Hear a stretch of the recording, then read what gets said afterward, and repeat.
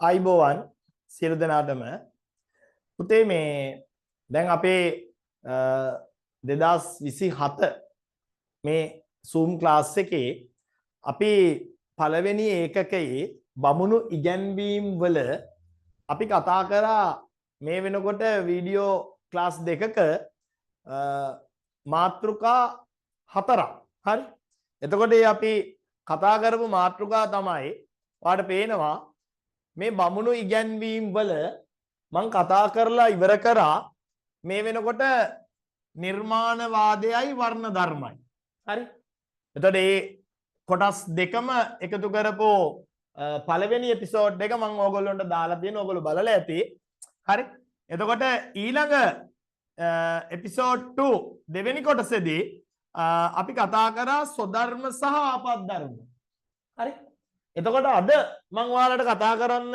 හදන්නේ මෙන්න මේ ආශ්‍රම ධර්ම සංකල්පය හා යාගය ගැන.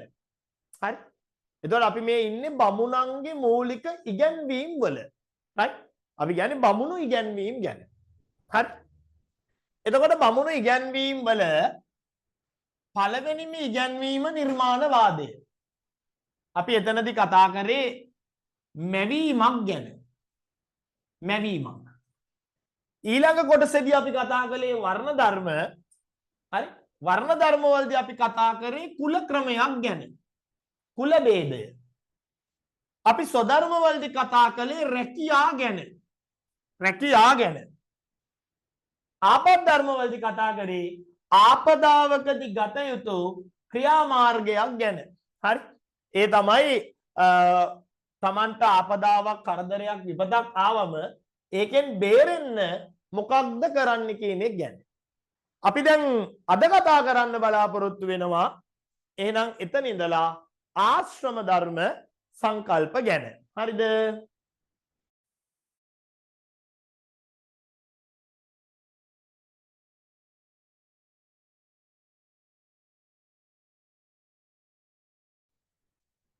right එහෙනම් අපි එමු ආශ්‍රම ධර්ම සංකල්පයට. හරි ආශ්‍රම ධර්ම සංකල්පයට ආශ්‍රම ධර්ම හරි ආශ්‍රමයක් කියලා කියන්නේ අපි සාමාන්‍යයෙන් ආශ්‍රමයක් කියලා කියන්නේ අවධියක් අපි ආශ්‍රමයක් කියලා කියනවා යුගයක් එහෙම නැත්නම් අපි ආශ්‍රමයක් කියලා කියනවා කාල පරාසයක් නැත්නම් කාල පරිච්ඡේදයක් හරි කාල පරිච්ඡේදයක් එතකොට බමුණෝ කියනවා පුද්ගල ජීවිතයේ අවදි ඒ කියන්නේ පුද්ගලයාගේ ජීවිතයේ අවදි එහෙම නැත්නම් පුද්ගල ජීවිතයේ යුග එහෙම නැත්නම් පුද්ගල ජීවිතයේ කාල පරිච්ඡේද 4ක් තියෙනවලු. එතකොට බමුණු ඉගැන්වීමට අනුව බමුණු පුද්ගලයාගේ ජීවිතය කොටස් වලට බෙදනවා. දැන් ඔයාලට මතකනේ වර්ණ ධර්ම වලදී කලේ පුද්ගලයාගේ ජීවිතේ කොටස් කරපු එක නෙවෙයි සමාජයේ කොටස් 4කට බෙදපු එක. සමාජයේ කොටස් 4කට බෙදපු බමුණෝ පුද්ගල ජීවිතය නැවත අවදි 4කට බෙදනවා. ඇයි බමුණෝ එහෙම වැඩක් කරන්නේ? ඔයාලා දන්නවා මම ඕගොල්ලන්ට මුලින් ඉඳන්ම කිව්වා බමුණෝ මේවා ආවට ගියාට ඉදිරිපත් කරනවා නෙවෙයි බමුණෝ තමන්ට එන ගැටලු වලට විසඳුම් විදියට තමයි බමුණෝ මේවා ඉදිරිපත් කරන්නේ. හරි බමුණෝ තමන්ට එන ගැටලු වලට විසඳුමක් විදියට තමයි මේ හැම ඉගැන්වීමක්ම ගේන්නේ.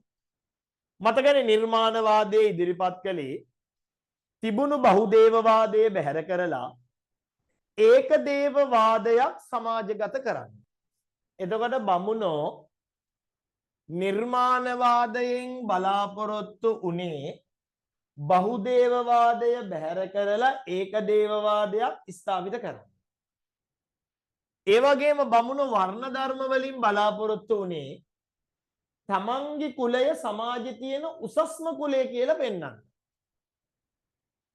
බමුණු ස්වධර්ම සංකල්පය ගෙනල්ලා බලාපොරොත්තු වුණේ කුල අතර ඇති වෙන්න ගිය මිශ්‍රණය වළක්වලා කුල අමිශ්‍රව පවත්වාගෙන යන්න. ඒ කියන්නේ කුල අතර සංකලනයක් ඇති නොවන විදියට වග බලා ගන්න. එතකොට බමුණු ආපත් ධර්ම වලින් බලාපොරොත්තු වුණේ අර වෛශ්‍යයන්ගේ ධන බලයේ ඉදිරියේ බමුණන්ගේ කුල බලය අභියෝගයට ලක් වුණානේ. අන්න එතනින් බේරෙන්න තමයි බමුණු මේ ආපත් ධර්ම සංකල්පය ගෙනාවේ. තමන්ගේ කුලයට වඩා පහත් කුලවල රැකියා කරන්න පුළුවන් කියන්නේ. දැන් එතකොට අපේ අද මාතෘකාව ආශ්‍රම ධර්මනේ. එතකොට පොඩි ආශ්‍රම ධර්ම වලින් බමුණු මොකක්ද මේ බලාපොරොත්තු වෙන්නේ? ඒකෙ මෙහෙමයි. දැන් ඔය ආශ්‍රම ධර්ම සංකල්පවලදී මෙන්න මෙහෙම සිද්ධියක් තමයි උනේ. හරි. එතනදි වෙන්නේ බමුණ නොසිතපු විදිහට හරි. එතනදි වෙන්නේ පුතේ බමුණ නොසිතපු විදිහට බමුණන්ගේ කීම අහන්නේ නැතුව සමහර මිනිස්සු වෙනත් ආගම් වටා එකතු වෙන්න ගත්තා. හරි. ඔයගොල්ලෝ දන්නෝ එක යුගයක විශේෂයෙන්ම ඔය අරණ්‍යක යුගයේදී බමුණු ඉගැන්වීම් වලට එරෙහිව නිදහස් අදහස් ගරු කරන බුද්ධිමත් පිරිසක් වනගත වෙලා ශ්‍රමණය විදියට සමාජයට එනවා. අපි අර හඳුනගත්තා තාපසවරු නේද? අචේලක, සචේලක, ජටිල, ජෛන, පරිබ්‍රාජක මෙන්න මේගොල්ලෝ තමයි ඒ විදියට බමුණු ඉගැන්වීම් වලට විරුද්ධව සමාජයට එන්නේ. හරි. දැන් උපනිෂද් යුගයේ අන්තිමට සිද්ධ වුණේ බුදුහාමුදුරුවොත් මේ ශ්‍රමණ සම්ප්‍රදායේ ප්‍රබල නායකයෙක් විදියට සමාජගත වෙච්ච එක. දැන් එතකොට බමුණන්ගේ ඉගැන්වීම් බොරු, බමුණන්ගේ ඉගැන්වීම් වැඩක් නැහැ, බමුණු ඉගැන්වීම් අසාධාරණයි. එහෙම හිතපෝ සමහර අය මේ බමුණු ආගම අතහැරලා අර අලුතින් ආපු තරුණ ආගම් වටා එකතු වෙන්න ගත්තා. ඒ කියන්නේ බමුණු ආගම දැන් යල් පැන ගිහිල්ලා දැන් නැගී යන ශ්‍රමණ සම්ප්‍රදාය වටා, ඒ කියන්නේ ජනප්‍රිය වෙන ශ්‍රමණ ආගම් වටා මිනිස්සු එකතු වෙන්න ගත්තා. හරි. බමුණු දැන් out of fashion. දැන් අලුත් ඒවා එනවා. හරි. අලුත් තරුණ ආගම් එනවා. එතකොට බමුණු බලාපොරොත්තු වුණා මෙන්න මේ බමුණන්ගේ මතවාද බැහැර කරලා වෙනත් මතවාද වැළඳ ගන්න අයව ඒකෙන් වළක්ව ගන්න ඕනේ. එතකොට බමුණු කල්පනා කරපු දේ තමයි දැන් මේ අපි කියන දේ අපේ එවුන්වත් අහන්නේ නැත්තේ මොකද? දැන් බමුණා ගෙදරින් එළියට බහිනවා මොනවා හරි කරලා කීයක් හරි හොයාගෙන හම්බ කරගෙන එන්න. හැබැයි බමුණා එළියට ගිහිල්ලා යාගයක් මොනවා හරි කරලා ඒක මොනවා හරි උගන්නලා ඒ කීයක් හරි ගතමනාවක් හොයාගෙන ගෙදර එනකොට මෙන්න ගෙදර බැමිණි ගෙදරනේ. ඒ කියන්නේ බැමිණි මිසින්. කොටින්ම කියනවා නම් නෝනත් බමුණු නෝනත් බමුණව දාලා ගිහින්. ළමයිනුත් දාලා ගිහින්. දැන් බමුණ හොයනෝ නෝනට මොකද වුනේ? බමුණට දැනගන්න ලැබෙනෝ මේ බැමිණි ගිහිල්ලා මහා ප්‍රජාපති ගාව පැවිදි වෙලා. ඒ කියන්නේ භික්ෂුණී ශාසනයේ මහාන වෙලා. දැන් බමුණට යාව එක්කන් එන්න බෑ. සමහරක් විට අර බමුණගේ දරුවෝ ටික බුදුන් වහන්සේ ළඟ පැවිදි වෙලා. එහෙම නැත්නම් ජටිලයෝ ළඟ පැවිදි වෙලා. එහෙම නැත්නම් පරිබ්‍රාජකයෝ ළඟ පැවිදි වෙලා. දැන් බමුණු කල්පනා කරනවා මේ විදියට ගියොත් අපි කියන දේ අහන්න මිනිස්සු නැති වෙන්න පුළුවන්. එතකොට බමුණු කල්පනා කරේ ඇයි මේ අපේ මිනිස්සු අපිව දාලා යන්නේ? එතකොට බමුණට ඒකට තේරුණා ගැටලුව මොකක්ද කියලා. ගැටලුව තමයි වසර දහස් ගානක මේ සම්ප්‍රදායික ගතානුගතික ඒකාකාරී බමුණු ඉගැන්වීම් වලින් මිනිස්සු හිටියේ හෙම්බත් වෙලා. මොකද බමුණු ඉගැන්වීම් වල අලුත් දෙයක් නැහැ. එතකොට මිනිස්සුන්ට කරන්න දෙයක් නැහැ. නිර්මාණවාද, වර්ණ ධර්ම, ස්වධර්ම, ආපත් ධර්ම වගේ දේවල් හැරුණුකොට මිනිස්සුන්ට වෙනත් කරන්න දේවල් නැති වුණා. යාගයක් කරනව හැරුණු විට මිනිස්සුන්ට වෙනස් දෙයක් නැති වුණා. ඒ නිසා මිනිස්සු නිකන් ඉන්න වෙලාවට කල්පනා කරා. එහෙම කල්පනා කරලා වෙන ආගම් වලට ගියා. එතකොට බමුණට තේරුණා මේ අපි කියන දේ අහන්න නැතිව අපිව දාලා යන්නේ මේ මිනිස්සුන්ට කරන්න දේවල් නැති හින්දා. එහෙනම් හොඳම දේ තමයි ජීවිත කාලය තුල මිනිස්සුන්ට කරන්න දේවල් ටිකක් රාමුගත කරලා දෙන්න ඕනි. හරි, මිනිස්සුන්ට කරන්න ඕන දේවල් ටිකක් සීමා කරලා දෙන්න ඕනි. දැන් උදාහරණයකට අපි ගත්තොත් එහෙම දැන් පුද්ගල ජීවිතයේ දැන් බමුණෝ කියන විදියට පොතේ දැන් පුද්ගල ජීවිතයේ අවදි 4කට බෙදනවානේ. එහෙම අවදි 4කට බමුණෝ බෙදන්නේ බමුණන්ට ඕන වුණා මේ එක එක ආශ්‍රමයේදී කරන්න ඕන නිර්දිෂ්ට කාර්යයන් පවරන්න. හරි. එහෙනම් දැන් අපි බලමු මොනවද මේ බමුණන්ගේ ආශ්‍රමයන් ටික කියලා. හරි. දැන් අපි බලමුකෝ බමුණන්ගේ ආශ්‍රමයන් ටික මොනවද කියලා. right. දැන් ඔන්න පුද්ගලයාගේ ජීවිතය බමුණෝ අවදි 4කට බෙදනවා. බමුණෝ පුද්ගල ජීවිතය අවදි 4කට බෙදනවා. එහෙම බෙදන්නේ අපි දන්නෝ සාමාන්‍ය මනුස්ස ජීවිතයේ අපි මුල්ම අවදියට කියන්නේ කුඩා කාලය. කුඩා කාලයේනේ ඕනම කෙනෙක් එන්නේ. ඊළඟට එන කාලයට කියන්නේ තරුණ කාලය. කුඩා කාලයෙන් පස්සේ ඊළඟට එන්නේ තරුණ කාලය. ඊළඟට එනවා වැඩිහිටි කාලය. ඊට පස්සේ ඉන්නේ මහලු කාලය. දැන් ඕක ඇවිල්ලා පුද්ගල ජීවිතයේ ළමයි සාමාන්‍ය රොටේට් එකක්. හරි, ඕනම පුද්ගලයෙක්ගේ ජීවිතයේ ඔය කියන අවදි 4 සාමාන්‍යයෙන් දකින්න පුළුවන්. හරි, ඔය අවදි 4 ඕනම කෙනෙක්ගේ ජීවිතේ දකින්න පුළුවන්. ඒ කියන්නේ ඒක බමුණු අමුතුවෙන් කියන්න ඕනේ නැහැ. නේද? අපේ ජීවිතේ කුඩා කාලයක් තියෙනවා, තරුණ කාලයක් තියෙනවා, නේ? වැඩිහිටි කාලයක් තියෙනවා. අමුතුවෙන් කියන්න දෙයක් නැහැ. ඒ වුණාට බමුණු මේක අලුත් විදියට උගන්වනවා.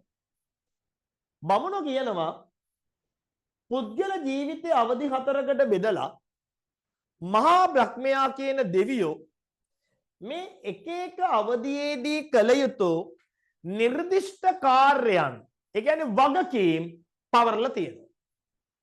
ඒ අවදියේදී කරන්න ඕන දේවල්. කුඩා කාලෙදි මෙන්න මේ ටික කරන්න, තරුණ කාලෙදි මේ විදියට ඉන්න, වැඩිහිටි වුණාම මෙහෙම කරන්න, මහලු වුණාම මේ විදියට ජීවත් වෙන්න. එහෙම බමුණු කියලා තියෙනවා. එතකොට ළමයි මිනිස්සු කුඩා කාලෙට අදාළ ටික කර කර ඉන්නකොට දන්නේම නැතුව තරුණ වෙනවා. තරුණ වියට අදාළ කාර්යයන් ටික කර කර ඉන්නකොට දන්නේම නැතුව වැඩිහිටි වෙනවා. වැඩිහිටි වියට අදාළ කාර්යයන් ටික කර කර ඉන්නකොට එයා දන්නේම නැතුව මහලු වෙනවා. මහලු කාලයට අදාළ කාර්යයන් ටික කර කර ඉන්නකොට දන්නේම නැතුව මැරිලා යනවා. දැන් බලන්න අලුත් ආගමකට ගියාද? බමුණු ආගම අතහැරලා වෙන ආගමක් වැළඳගත්තද? වෙන ආගමක් ගැන හිතන්නවත් වෙලාවක් තිබ්බද? නෑ. එහෙනම් බමුණෝ කපටි වුණා. බමුණු හරි උපායශීලී වුණා. බමුණන්ට ඕන උනේ ඔය නිකන් ඉන්න මිනිස්සු නිකන් ඉන්න වෙලාවට විවිධ විකාර හිතනවා. එහෙම හිතලා බමුණන්ගේ දුර්වලතා ගැන හිතනවා. අනිත් ආගම් වල සුභවාදී පැති ගැන හිතලා බමුණු ආගම අතහැරලා ඒ ආගම් වලට යනවා. බමුණු ආගම අතහැරලා මහාන වෙනවා. පැවිදි වෙනවා. භික්ෂුණී ශාසනවල සමාජිකත්වයේ ගන්නවා. දැන් අර ජීවිතයේ අවදි 4කට බෙදලා එක් අවධියේදී කරන්න ඕන දේවල් ටික පැවරුවම වෙන දේවල් ගැන හිතන්න වෙලාවක් නැහැ.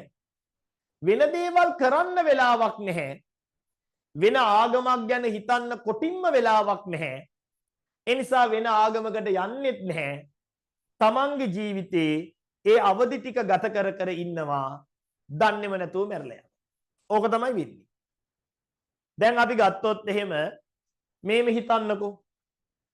දැන් සාමාන්‍යයෙන් හැම ගෙදරකම මේ කියන රොටේට් එක තියෙනවා. ඔන්න හැබැයි වර්තමාන සමාජයයි අපි අතීත සමාජයයි දෙක පොඩ්ඩක් කම්පෙයාර් කරලා බැලුවොත් සංසන්දනය කරලා බැලුවොත් හරි ඇත්තටම මේ සමාජ දෙක අතර ඩිෆරන්ස් එකක් තියෙනවා වෙනසක් තියෙනවා. හරි මොකද ඒ කාලේ සාමාන්‍යයෙන් හැම ගෙදරකම ළමයි ජෙනරේෂන් 4ක් තියෙනවා. පරම්පරා 4ක් තියෙනවා. මේ බලන්නකෝ. දැන් හිතන්න ඔන්න එක ගෙදරක අපි හිතමු මේ මොනද සමාජයේ කුඩා දැරිවියක්. හරි. ඔන්න ඉන්නවා පුංචි ගෑනු ළමයි. හරි. ඔය ඉන්නේ පොඩි ගෑනු දරුවෙක්. හරි. ඔන්න කුඩා දැරිවියක් ඉන්නවා. මෙයා ටික කාලයක් යනකොට මොකද වෙන්නේ? මේ දැරිවි ටික කාලයක් යනකොට ළමයි එයා තරුණ වෙනවා. දැන් මෙයා කුඩා කාලෙනේ. මෙයා කුඩා කාලේ. හරි. ඔන්න මෙයා කුඩා. හරි. මෙයා කුඩා කාලේ. මෙයා දැන් ටික කාලයක් යනකොට තරුණ වෙනවා. ඔන්න එයා තරුණියක් බවට පත් වෙනවා. හරි. ඔන්න එයා තරුණියක් බවට පත් වෙනවා. දැන් එයා තරුණ. අපි ආව තරුණ කියලා ගමු. රයිට්. එයා තරුණ. දැන් මේ තරුණිය ටික කාලයක් යනකොට වැඩිහිටි වියටපත් වෙනවා. හරි. දැන් එයා ටිකක් මුහුකුරා ගිය හරි තරුණියක් මේ තරුණිය දැන් ටිකක් වයසින් මුහුකුරා ගිය තලතුණා වියටපත් වෙච්ච නේද? අම්මා කෙනෙක් ගානටපත් වෙනවා. right ඒ කියන්නේ එයා වැඩිහිටි.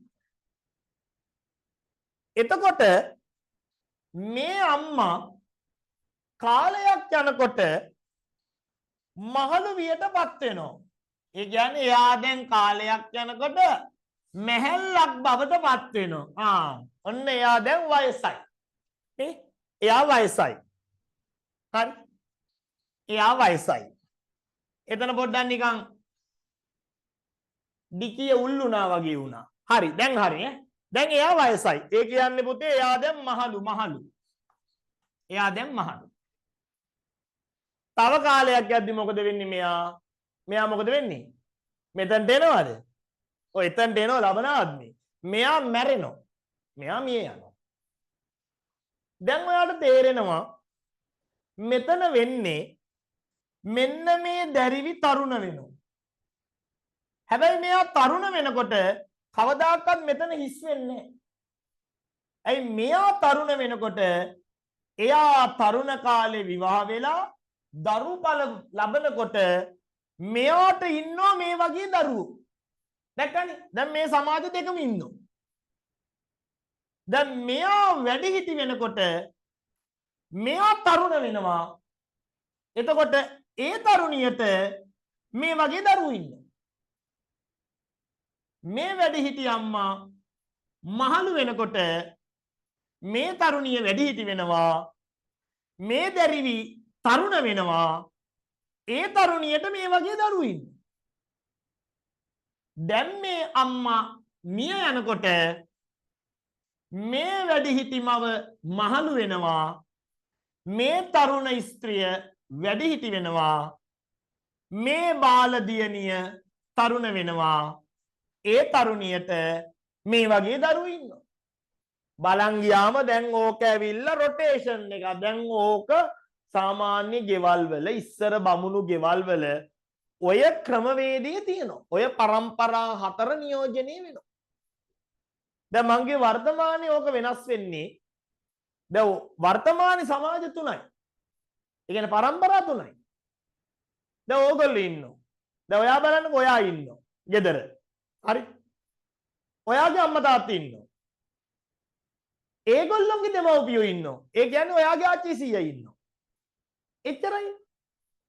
ඉතින් ඕගොල්ලෝ ඉගෙනගෙන කරගෙන කවදාරි දවසක නේද තරුණ වෙලා විවාහ වෙලා මේ දරුපල ලබනකොට අර ඕගොල්ලෝගේ ආච්චිලා සීයලා යටියන්තොට හොයන්නත් නේ. ඒ කියන්නේ දැන් තියෙන සිස්ටම් එක අනුව પરම්පරා තුනයි. මොකද දැන් අපේ සමාජයේ විවාහ වෙන්නේ අවුරුදු 30ක් පැනලා. ඉස්සර එහෙම නෙවෙයිනේ පුතේ. නේද? අපි දන්නවා ඉස්සර එහෙම නෙවෙයි දැන්. සිදුවත් කුමාරයා විවාහ වෙන්නේ අවුරුදු 16. අවුරුදු 16. පණ්ඩුකාභය අවුරුදු 16 වෙනකොට මාමලා 9 දෙනෙක්ව මරලා ලංකාවේ රජකමත් අරන් අවුරුදු 16. මේ ඔයාලා අවුරුදු 16 දී ඕලෙවල් ලියනවා. ඕගොල්ලෝ මොන රජකම් කරන්නද? එන ඒ කාලේ එහෙම නෙවෙයි. ඒ කාලේ තිබුණු වයස් පරතරය අනුව ඒ කාලේ අර ඒ තරුණ අයට ඔහම හරි ඒ විවාහ ජීවිතේට එමෙ යන්න පුළුවන්කම තිබුණා ඒ කුඩා කාලය තුලම. right. දැන් එතන ඔයාලට තේරෙනවා પરම්පරා 4ක් තියෙනවා. එහෙනම් මේ කුඩා කාලේ මේ තරුණ කාලේ මේ වැඩිහිටි කාලේ මේ මහලු කාලේ. හැබැයි බමුණ පුතේ ආශ්‍රම ධර්ම වලදී කුඩා කාලේ කියලා එකක් කියන්නේ නැහැ. ඒකට බමුණෝ දෙනෝ ලස්සන වචනයක්. මොකක්ද ඒ වචනය? බමුණෝ කියනෝ කුඩා කාලයට බ්‍රහ්මචාරී අවදිය. ඒකට කියන්නේ බ්‍රහ්මචාරී අවදිය. කුඩා කාලයට කියන්නේ බ්‍රහ්මචාරී අවදිය. එතකොට තරුණ කාලයට කියන්නේ ගෘහස්ත අවදිය. තරුණ කාලයට කියන්නේ ගෘහස්ත අවදිය.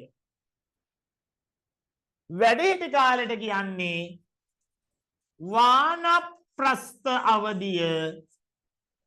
මහලු කාලයට කියන්නේ සන්න්‍යාසී අවදිය. දැන් මේ කුඩා කාලේ තරුණ කාලේ වැඩිහිටි කාලේ මහලු කාලේ කියන්නේ මම මේක මම කියන්නේ ඔයාලට තේරෙන්න. හැබැයි දැන් විභාගෙදී ආශ්‍රම ධර්ම නම් කරන්න කිව්වොත් එක කුඩා කාලේ දෙක තරුණ කාලේ තුන වැඩිහිටි කාලේ කියලා ලිව්වට ලකුණු හම්බෙන්නේ නැහැ. විභාගෙදී ආශ්‍රම ධර්ම නම් කරන්න කිව්වොත් එක බ්‍රහ්මචාරී අවදිය, දෙක ගෘහස්ත අවදිය, තුන වානප්‍රස්ත අවදිය, හතර සන්න්‍යාසී අවදිය. ඔයා එතකොට ලියන්න ඕනේ අන්නේ. දැන් වැඩේ තියෙන්නේ බමුණෝ මේ හැම ආශ්‍රමයකටම කරන්න ඕන නිර්දිෂ්ට කාර්යයන් පවරලා දීලා තියෙනවා. හරි. ඒ කියන්නේ කුඩා කාලයේදී කොහොමද ඉන්න ඕන? තරුණ කාලේ කොහොමද ඉන්න ඕන? වැඩිහිටි වුණාම කොහොමද ඉන්න ඕන? මහලු වුණාම කොහොමද ඉන්න ඕන? අන්නේ කාර්යයන් ටික කර කර ඉන්නකොට වෙන ආගමකට යන්න වෙලාවක් නැහැ. බලන්න බමුණු කොච්චර උපායශීලීද කියලා. හරි. අපි බලමු පළවෙනි ආශ්‍රමය. ඊට කලින් මම විනාඩියෙන් අද මාතෘකාව ගැන ඔයාලට පොඩි සාරාංශයක් දෙනවා. ඔයාලට මේ පාඩමට නැවත ප්‍රවිෂ්ඨ වෙන්න. හරි. දැන් මේක බලන අහන දරුවන්ට මේක නැවත අප්ඩේට් වෙන්න මම නැවත මෙහෙම මතක් කිරීමක් කරනවා. අපේ අද පාඩම බමුණු ඉගැන්වීම. මේ බමුණු ඉගැන්වීම් වල නිර්මාණවාද වර්ණ ධර්ම ස්වධර්ම ආපත් ධර්ම කියන මාතෘකා ටික අපි කරලා ඉවරයි. අපි යන්නේ අද ආශ්‍රම ධර්ම. එතකොට ආශ්‍රම ධර්ම කියලා කියන්නේ පුද්ගල ජීවිතය කොටස් කිරීම. ඒ කියන්නේ ජීවිතය කොටස් 4කට බෙදා දැක්වීම. හරි. පුද්ගල ජීවිතය කොටස් 4කට බෙදා දැක්වීම. ඒ පුද්ගල ජීවිතයේ කොටස් 4 තමයි අපි දැන් කතා කරා. ඒ තමයි භ්‍රමචාරී අවධිය, දෙක ගෘහස්ත අවධිය, තුන වානප්‍රස්ථ අවධිය, හතර සන්න්‍යාසී අවධිය. මම දැන් ඔයාලට පැහැදිලි කරන්න හදන්නේ පළවෙනි එක භ්‍රමචාරී අවධිය ගැන. මම දැන් ඔයාලට පැහැදිලි කරන්න හදන්නේ භ්‍රමචාරී අවධිය ගැන. මෙහෙමයි. භ්‍රමචාරී අවධිය පටන් ගන්නේ උපනයන කර්මයෙන්. හරි? භ්‍රමචාරී අවධිය පටන් ගන්නේ උපනයන චාරිත්‍රයෙන්. උපනයනයෙන් මේ අවධිය පටන් ගන්නේ. උපනයනයෙන්. දැන් ඔයාට එනවා ප්‍රශ්නයක්, මොකද්ද මේ උපනයනය? ඒක මෙහෙමයි. මුල් කාලේ බ්‍රාහ්මණ වංශයේ සෑම දරුවෙක්ටම තිබුණු මේ පූජාවක්, එහෙමත් නැත්නම් සෑම බ්‍රාහ්මණ දරුවෙක්ටම පැවරුණු මූලික කාර්යයක් තමයි උපනයන චාරිත්‍රය අනිවාර්යෙන් ඉටු කළ යුතුයි. ඒකෙදි වෙන්නේ කුඩා බමුණු දරුවා කුඩා කාලයේදී ශිල්ප උගන්වන්න පටන් ගන්න මෙන්න මේ උපනයන චාරිත්‍රය සීමාවක් කරගෙන තිබුණා. දැන් සරලවම කියනවා නම් දැන් අද කාලේ ඕගොල්ලෝ පුංචි කාලේ අකුරු කියෙව්වේ, ඔයාලට දෙමව්පිය අකුරු කියෙව්වේ අවුරුදු 3 ලබන්න කලින්. ඒ කියන්නේ අවුරුදු 2 පහු වෙලා 3 ලබන්න කලින් අවුරුදු 2යි මාස 8න් 9න් 10න් වගේ මේ වැඩේ වෙනවා. ඔයාලට අකුරු කියවන්න. කවුරු හරි ගුරුවරයෙක්, නායකයෙක් නේද, භික්ෂුවක් නැත්නම් දෙමව්පිය මූලික වෙලා ආයන්න 1 2 ABCD කියලා පොඩි පොතේ ලියවන. ඒ කියන්නේ එතන ඉඳලා තමයි ඔයාට උගන්වන්න පටන් ගන්න. ඒ කියන්නේ ඊට පස්සේ තමයි නේද මොන්ටිසෝරි ගිහිල්ලා 1 වසර 2 වසර 3 වසර ගිහිල්ලා ඔහොම ස්ටෙප් බයි ස්ටෙප් අධ්‍යාපනය එන්නේ. දැන් බමුණු කාලේ තිබුණේ මොකද්ද? මෙන්න මේ වචන උච්චාරණය කරන්න පුළුවන් දරුවා ඒ දුවපැන ඇවිදින කාලේ මේ දරුවව අරගෙන යනවා ළමයි ගඟක් ළඟට. ගංගා, යමුනා, සරස්වතී, මේ වේරංචනා ඔය වගේ ගඟක් ළඟට එක්කන් යනවා.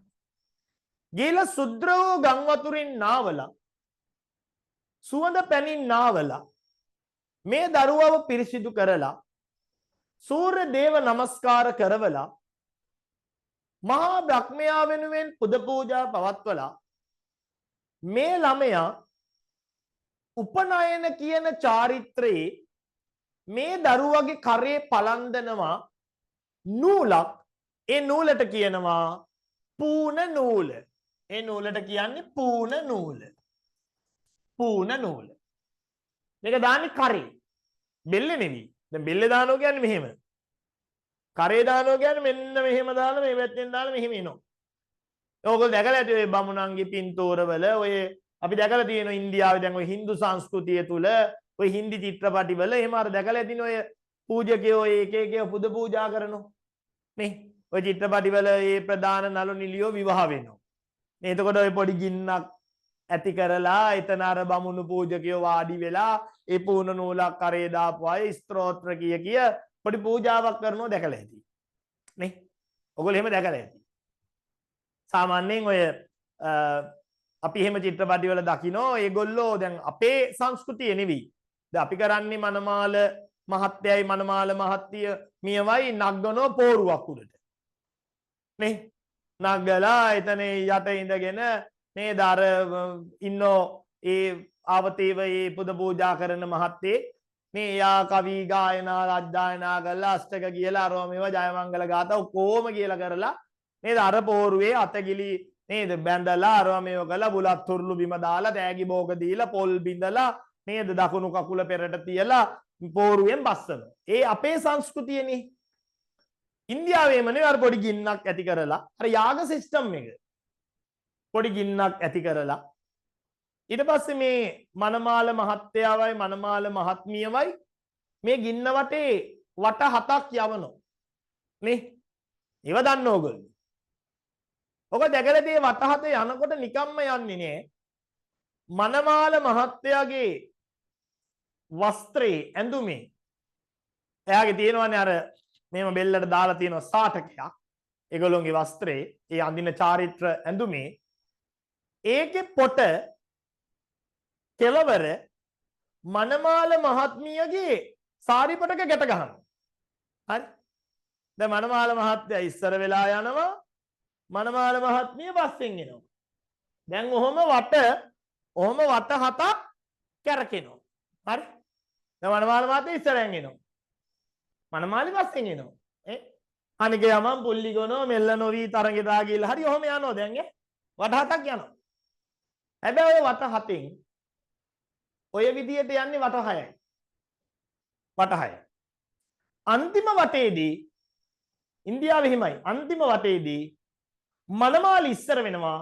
මනමාලයා පස්සට යනවා. ඇයි? ඒ කියන්නේ වට 7ටම තේරුම් තියෙනවා. දැන් මේකේ මේ වෙලාව නෙවෙයි ඔක්කොම කියන්නේ. දැන් අර අතන විශේෂයිනේ. ඒ නිසා මම මේ ඒකේ අදහස කියන්න. දැන් මනමාලයා පස්සට ඇවිල්ලා මනමාලි ඉස්සර වෙනවා. එතකොට එතනදී කියන්නේ මේ ජීවන ගමනේදී යම් තැනකදී මරණය ආවොත් ඒ කියන්නේ අභියෝග විශාල අභියෝග ආවොත් අන්නේ අවස්ථාවලදී මුලින්ම මරණයට මුහුණ දෙන්නේ මමයි කියලා මනමාලි පෙන්නනවා. හරි. දැන් වට 6ක් අර ස්වාමියා පඬිතයා වගේ ඉස්සරහෙන් ගියාට මරණය පේන වෙලාවේදී අනේ මට බෑ මැරෙන්න. ඔයා මං වෙනුවෙන් මැරෙන්න කියලා මනමාලිව ගෙනල්ලා ඉස්සරහෙන් තියාගන්න. නේ? ඔබ කාපන් වෙඩි කියලා. අන්න ඒ වගේ වැඩක්. ඒකේ ඉන්නේ Hindu සංස්කෘතිය. එතකොට දැන් මේ මෙතනදී දැන් අපි මේ කතා කරගෙන ආවේ දැන් උපනායනයේදී කරන්නේ අර පූර්ණ නූලක් කරේ දාලා එයාව පෙන්නනවා සමාජයට මෙයා බ්‍රාහ්මණ දරුවෙක්. එහෙනම් බ්‍රාහ්මණ දරුවෙක් බමුණු කුලය තුල දෙපාරක් උපදිනවා. බමුණු කුලය තුල බ්‍රාහ්මණ දරුවෙක් පුතේ දෙවතාවක් උපදිනවා. පළවෙනි පාර උපදින්නේ බමුණු පියාටයි බමුණු මවටයි දාව උපදින දරුවා බමුණු දරුවෙක්. අම්මත් බමුණු තාත්තත් බමුණු දරුවත් බමුණු. ඊළඟට උපනයන චාරිත්‍රයේදී පූර්ණ නූල කරේ පලන්දලා කියනවා මෙයා බමුණු දරුවෙක්. නැවත පෙන්නන ඔරිජිනල් බමුණෙක් කියලා දෙවතාවක් උපදින්නට. ඒ නිසා මේ සංකල්පයට සමහරු කියනවා මේ සංකල්පයට ද්විජ. මේකට කියන්නේ ද්විජ. ද්වි කියන්නේ දෙපාරයි. ජනනය කියන්නේ ඉපදෙනවා. එහෙනම් ද්විජ කියන්නේ දෙවතාවක් උපදිනවා. මව් කුසින් එකපාරයි උපනයනෙන් තව පාරයි. කොමාරි එහෙම උපදින දරුවා හරි උපනයනෙන් බ්‍රහ්මචාරී ජීවිතය ආරම්භ කරන දරුවා ගෘහස්ත අවදියේ ආරම්භය තෙක් බ්‍රහ්මචාරීව ඉන්නවා. ඒ කියන්නේ තරුණ කාලයේ කොතනින්ද පටන් ගන්නෙ එතනින් කුඩා කාලේ ඉවරයි. එහෙනම් බ්‍රහ්මචාරී අවදිය හඳුන්වන්නේ කොහොමද? බ්‍රහ්මචාරී අවදිය යනෝ පුද්ගල ජීවිතයේ පළමු කාලයයි. එනම් කුඩා කාලය බ්‍රහ්මචාරී අවදිය ලෙස හඳුන්වයි. එය ආරම්භ වන්නේ උපනයන චාරිත්‍රයෙන් පසුවය. එම බ්‍රහ්මචාරී යුගය අවසන් වෙන්නේ ගෘහස්ත අවදියේ ආරම්භයත් සමගය. එනම් ගෘහස්ත ආරම්භ වෙනකොට බ්‍රහ්මචාරී ඉවරයි. හැබැයි මේ කුඩා කාලේ බමුණෝ කියනවා අනිවාර්යයෙන්ම කරන්න ඕන දේවල් ටිකක් තියෙනවලු මේ බ්‍රාහ්මණ දරුවා. හරි? බමුණෝ කියන විදියට කුඩා කාලේ අනිවාර්යයෙන්ම කරන්න ඕන දේවල් ටිකක් තියෙනවා. ඒ අනිවාර්යයෙන්ම කරන්න ඕන දේවල් ටික තමයි හරි? ඒ දේවල් ටික තමයි දැන් අපි බලමුකෝ මෙහෙම. දැන් ඔන්න බ්‍රහ්මචාරී අවදිය. දැන් මේකේ අනිවාර්යයෙන්ම කරන්න ඕන එකක් තමයි කුඩා කාලේ ඉගෙනීම. ඉගෙනීම අනිවාර්යයි. හරි? ඒ කියන්නේ වේදාංග ඉගෙන ගන්න ඕනේ. හරි? කටපාඩම් කරන්න ඕනේ. උසස් බමුණන්ගෙන් ඒව අධ්‍යයනය කරන්න ඕනේ. කොටින්ම කියනවා නම් මේ අවධියේදී පඬිවරු බමුණු පඬිවරු ලයාන්විතව මේ ශ්ලෝක උච්චාරණය කරන්න කියලා දෙනවා. විශේෂයෙන්ම හඬ පුහුණුවක් පවා දෙනවා. ඒ කියන්නේ ශ්ලෝක එහෙම ස්වර නැතුව උච්චාරණය කරන්න බෑ. නිවැරදිව ස්වර තන්ත්‍ර මෙහෙවන්න බමුණු පූජකයෝ කියලා දෙනවා. එතකොට වේදය කටපාඩම් කිරීම අනිවාර්යයි. කුඩා කාලේ ඉගෙන ගැනීම අනිවාර්යයි. ඊළඟ එක තමයි දෙමව්පියන්ට හා ගුරුවරුන්ට කීකරුව අවනතව සිටින්න ඕනේ. දෙමව්පියන්ට සහ ගුරුවරුන්ට මේ කුඩා කාලේ දරුවෝ කීකරු වෙන්න ඕනේ. අවනත වෙන්න ඕනේ. ඒගොල්ලන්ට ගරු කරන්න ඕනේ. ඒ වගේම තමයි කුමරෙක් නම් කුමර බඹසර රකිමින් කුමරියක් නම් කුමරි බඹසර රකිමින් හරි මේකෙදී කුමර කුමරි බඹසර රකින්න. ඔයා දන්නවද දැන් ඔය සමාජයේ තියෙනව ළමයි විවිධ කතන්දර. හරි? දැන් ඔය එකක් තමයි ඔය කුමර කුමරි බඹසර කියන්නේ. හරි? කුමර කුමරි බඹසර කියන්නේ එක කතාවක්.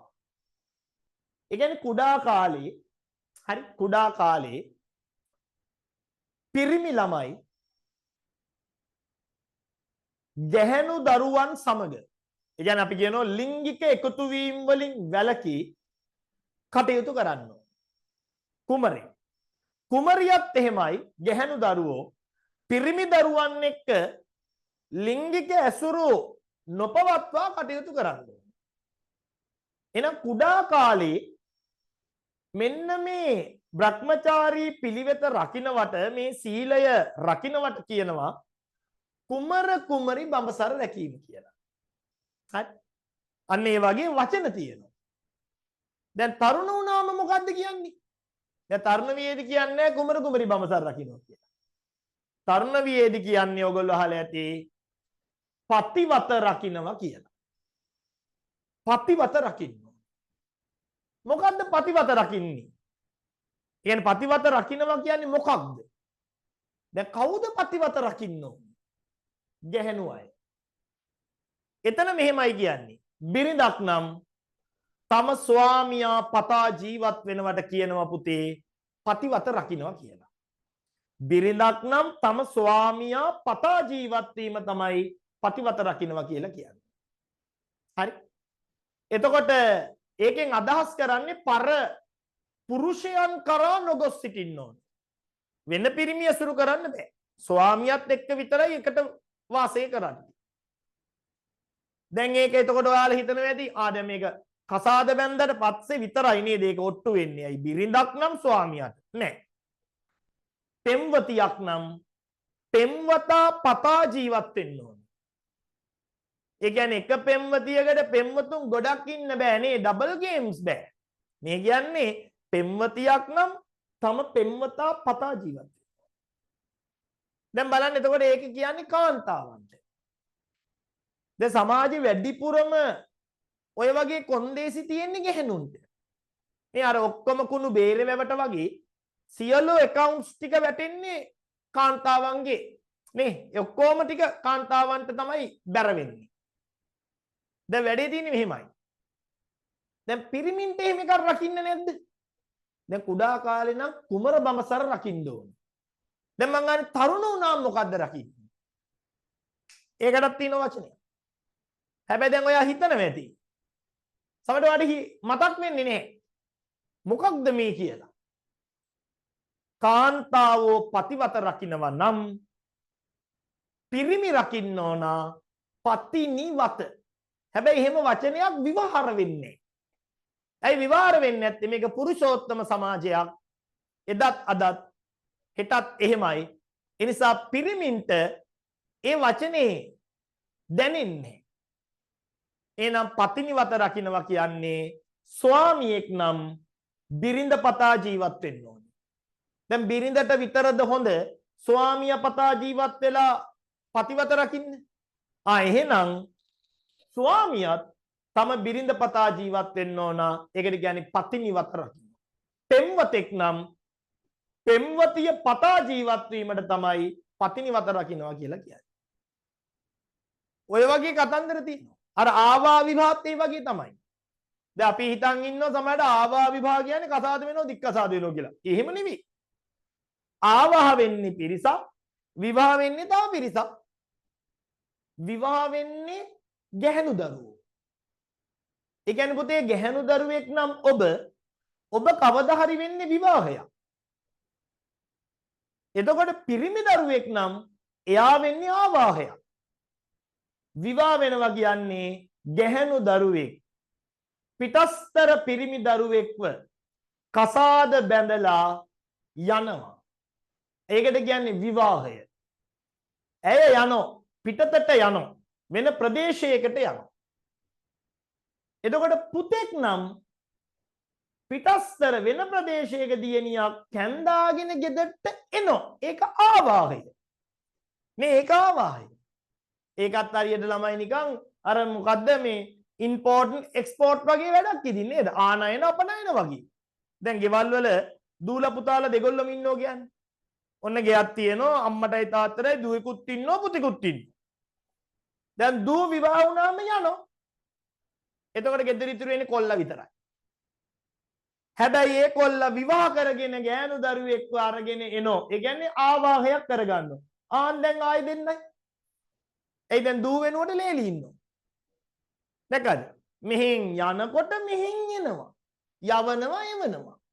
දැක්කද? ආවා විවාහ. දැන් එක ඒ කියන්නේ පවුලේ එක දරුවයි නම් ඉන්නේ. එක දූ නෑන් ඉන්නේ. දූ ගියොත් ගියාම තමයි තියෙන්නේ. විවාහය තියෙනවා ආවහනේ. හරි. ඒ කියන්නේ ගොඩක් වෙලාවට පවුල් වල දරුවෝ දෙන්නෙක් හදන්න උත්සාහ කරන්නේ. දරුවෝ 3-4 දෙනෙක් ඉන්නකොට ඔය අඩුපාඩුව මැකෙනවා. හරි. එතකොට ආවා විවාහ කියලා එහෙම කොටස් දෙකක් තියෙනවා. ඕක දැන් ඉංග්‍රීසියෙන් අපි කියන්නේ වෙඩින් එකයි හෝම් කමින් එකයි. වෙඩින් එක තමයි බිරින්දෑවර. කියන්නේ දූලා ගන්නේ වෙඩින්.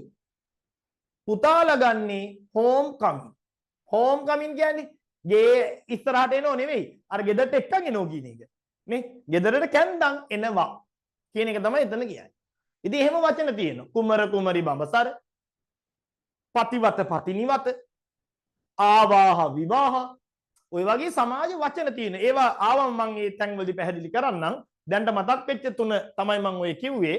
එතකොට බ්‍රහ්මචාරී පිළිවෙලේදී පුතේ වෙන්නේ ඉගෙන ගන්න ඕනේ. දෙමව්පියන්ට ගුරුවරුන්ට අනිවාර්යයෙන්ම අවනත වෙන්න ඕනේ. කුමර කුමරි බඹසර රකින්න ඕනේ. ඒ වගේම තමයි කුඩා කාලේ කෙලිදොලින් ඉන්න පුළුවන්. කෙලිදොලින් ඉන්නෝ කියන්නේ ක්‍රීඩා කරමින් සෙල්ලම්. ඉතින් පුංචි ළමයිනේ සෙල්ලම් කරන්නේ. නේ? කුඩා කාලේ සෙල්ලම් කරන කාලේ. දැන් ඔයා තරුණ කාලෙට ඇවිල්ලා නම් ඉන්නේ. ඔයා දැන් පුංචි කාලේ කරපු සෙල්ලම් කරන්නේ නේද? නේ දැන් ඒ ලෙවල් පන්තියේ ඉන්න ඔයා. හරි? ඔයා දැන් ගෙදර ගිහිල්ලා නේ ඉස්කෝලේ ඇරලා පන්ති ඇරලා ගෙදර ගිහිල්ලා බෝනික්ක නලවනවද? නෑ. දැන් ඔයාගේ ඒ කාලේ ගියා. කුඩා කාලේ. දැන් ඔන්න භද්‍ර යෞවනේ. දැන් එනවා මොන වයසටද? ගෘහස්ත අවධියට. අපි බලමු ගෘහස්ත අවධිය. මේ තියෙන්නේ තරුණ කාලේ. ගෘහස්ත අවධිය තරුණ කාලේ. තරුණ කාලෙට ආවට පස්සේ බමුණෝ කියනවා අනිවාර්යයෙන්ම කරන්න ඕන දේ තමයි කාමභෝගී වෙන එක. අනිවාර්යයෙන්ම කාමභෝගී වෙන්න ඕන. දැන් කුඩා කාලේ අනිවාර්යයෙන්ම ඉගෙන ගන්න ඕන. ඉගෙනීම. නේ? ඒක නිකන් ඔයා ෂෝට් නෝට් එකක් විදිහට ඔළුවේ තියාගන්න. හරි? බ්‍රහ්මචාරී කියන්නේ කුඩා කාලේ. ඒ කාලේ අනිවාර්යෙන් ඉගෙන ගන්න ඕන. ගෘහස්ත කියන්නේ තරුණ කාලේ. ඒ කාලේ අනිවාර්යෙන් කාමභෝගී වෙන්න ඕන. දැන් ගොඩක් වෙලාවට ඔයා හිතන්නේ කාමභෝගී කිව්වහම තරුණ කාලේ විවාහ වෙලා අඹුසැමියෝ වශයෙන් කම්සුව විඳිමින් කාලය ගත කරනවා කියන එකනේ. එහෙම නෙවෙයි. කාමභෝගී. කාමභෝගී කිව්වහම පුතේ මේ කම්සුව විතරක් නෙවෙයි. ඒ කියන්නේ අපි කතා කරන්නේ ඔය රාගිකව, ලිංගිකව එකතු වීම විතරක් නෙවෙයි. කාමභෝගී කියන්නේ හොඳට මිල මුදල් උපයලා, වේස මහන්සි වෙලා, රැකියා කරලා නේද? හම්බ කරලා, හොඳට කාලා බීලා, ඇඳලා පැළඳලා, ගමන් බිමන් ගිහිල්ලා විනෝදෙන් කාලය ගත කරනවට කියන්නේ කාමභෝගී ජීවිතයක්. ගිහියා කාමභෝගී. ගිහියා මිල මුදල් උපයනෝ, ගේ දොර වතු පිටි එක් රැස් කරනෝ, නිලතල නම්බු නාම දරනෝ, රැකී ආරක්ෂා කරනවා, මිල මුදල් එකතු කරනවා නේද? ගිහියා කියන්නේ ලෞකික. ගිහියා කාමභෝගී. එහෙනම් කාලා බීලා ඇඳලා පැළඳලා ඉන්න එක. එහෙනම් බමුණෝ කියනවා මේ ගෘහස්ත අවධියේදී කාමභෝගී වෙන්න. ඒකෙදි කරන්න ඕන කාර්යයන් කිහිපයක් තියෙනවා. ඒ කියන්නේ පළවෙනිම එක තමයි රැකියාවක් කරමින් මිල මුදල් උපයලා කාමභෝගී වෙන එක. දෙවෙනි එක තමයි කුල පරපුර පවත්වා ගනිමින් දෙමව්පිය සුගතිගාමී කරන එක. හරි? ඒ කියන්නේ කුලය පවත්වා ගන්න ඕනේ.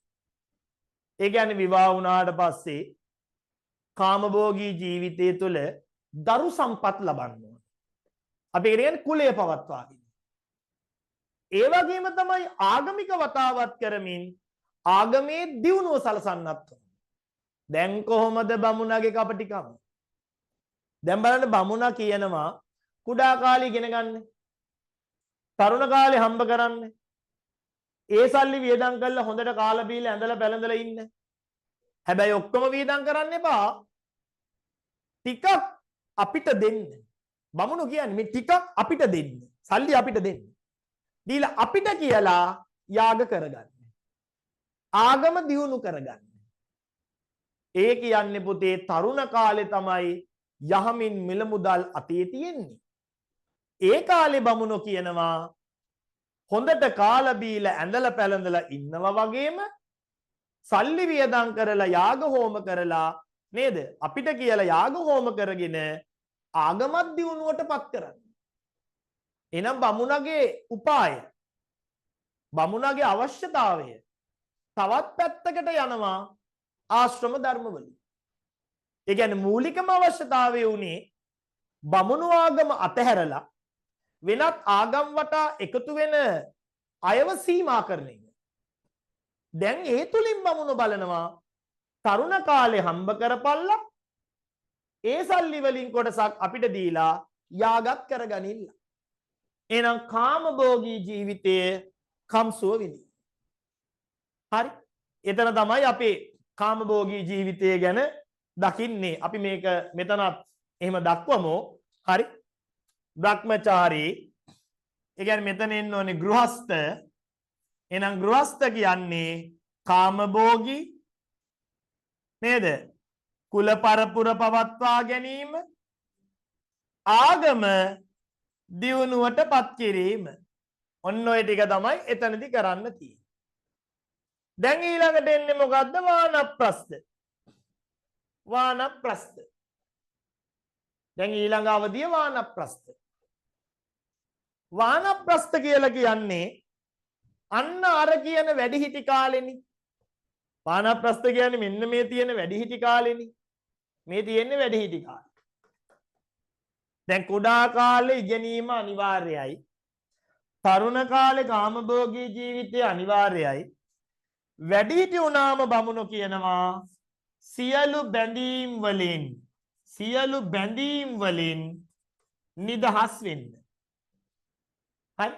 දැන් බමුණු මිනිස්සුන්ට කියනවා පුතේ බැඳීම් වලින් නිදහස් වෙන්න. බැඳීම්. දැන් වැඩිහිටි. ඒ කියන්නේ මේ වයසට එනකොට මේ වයසේ දරුවෝ ඉන්නවා. එතකොට ඒ දරුවන්ට මේ වයසේ දරුවොත් ලැබෙනවා.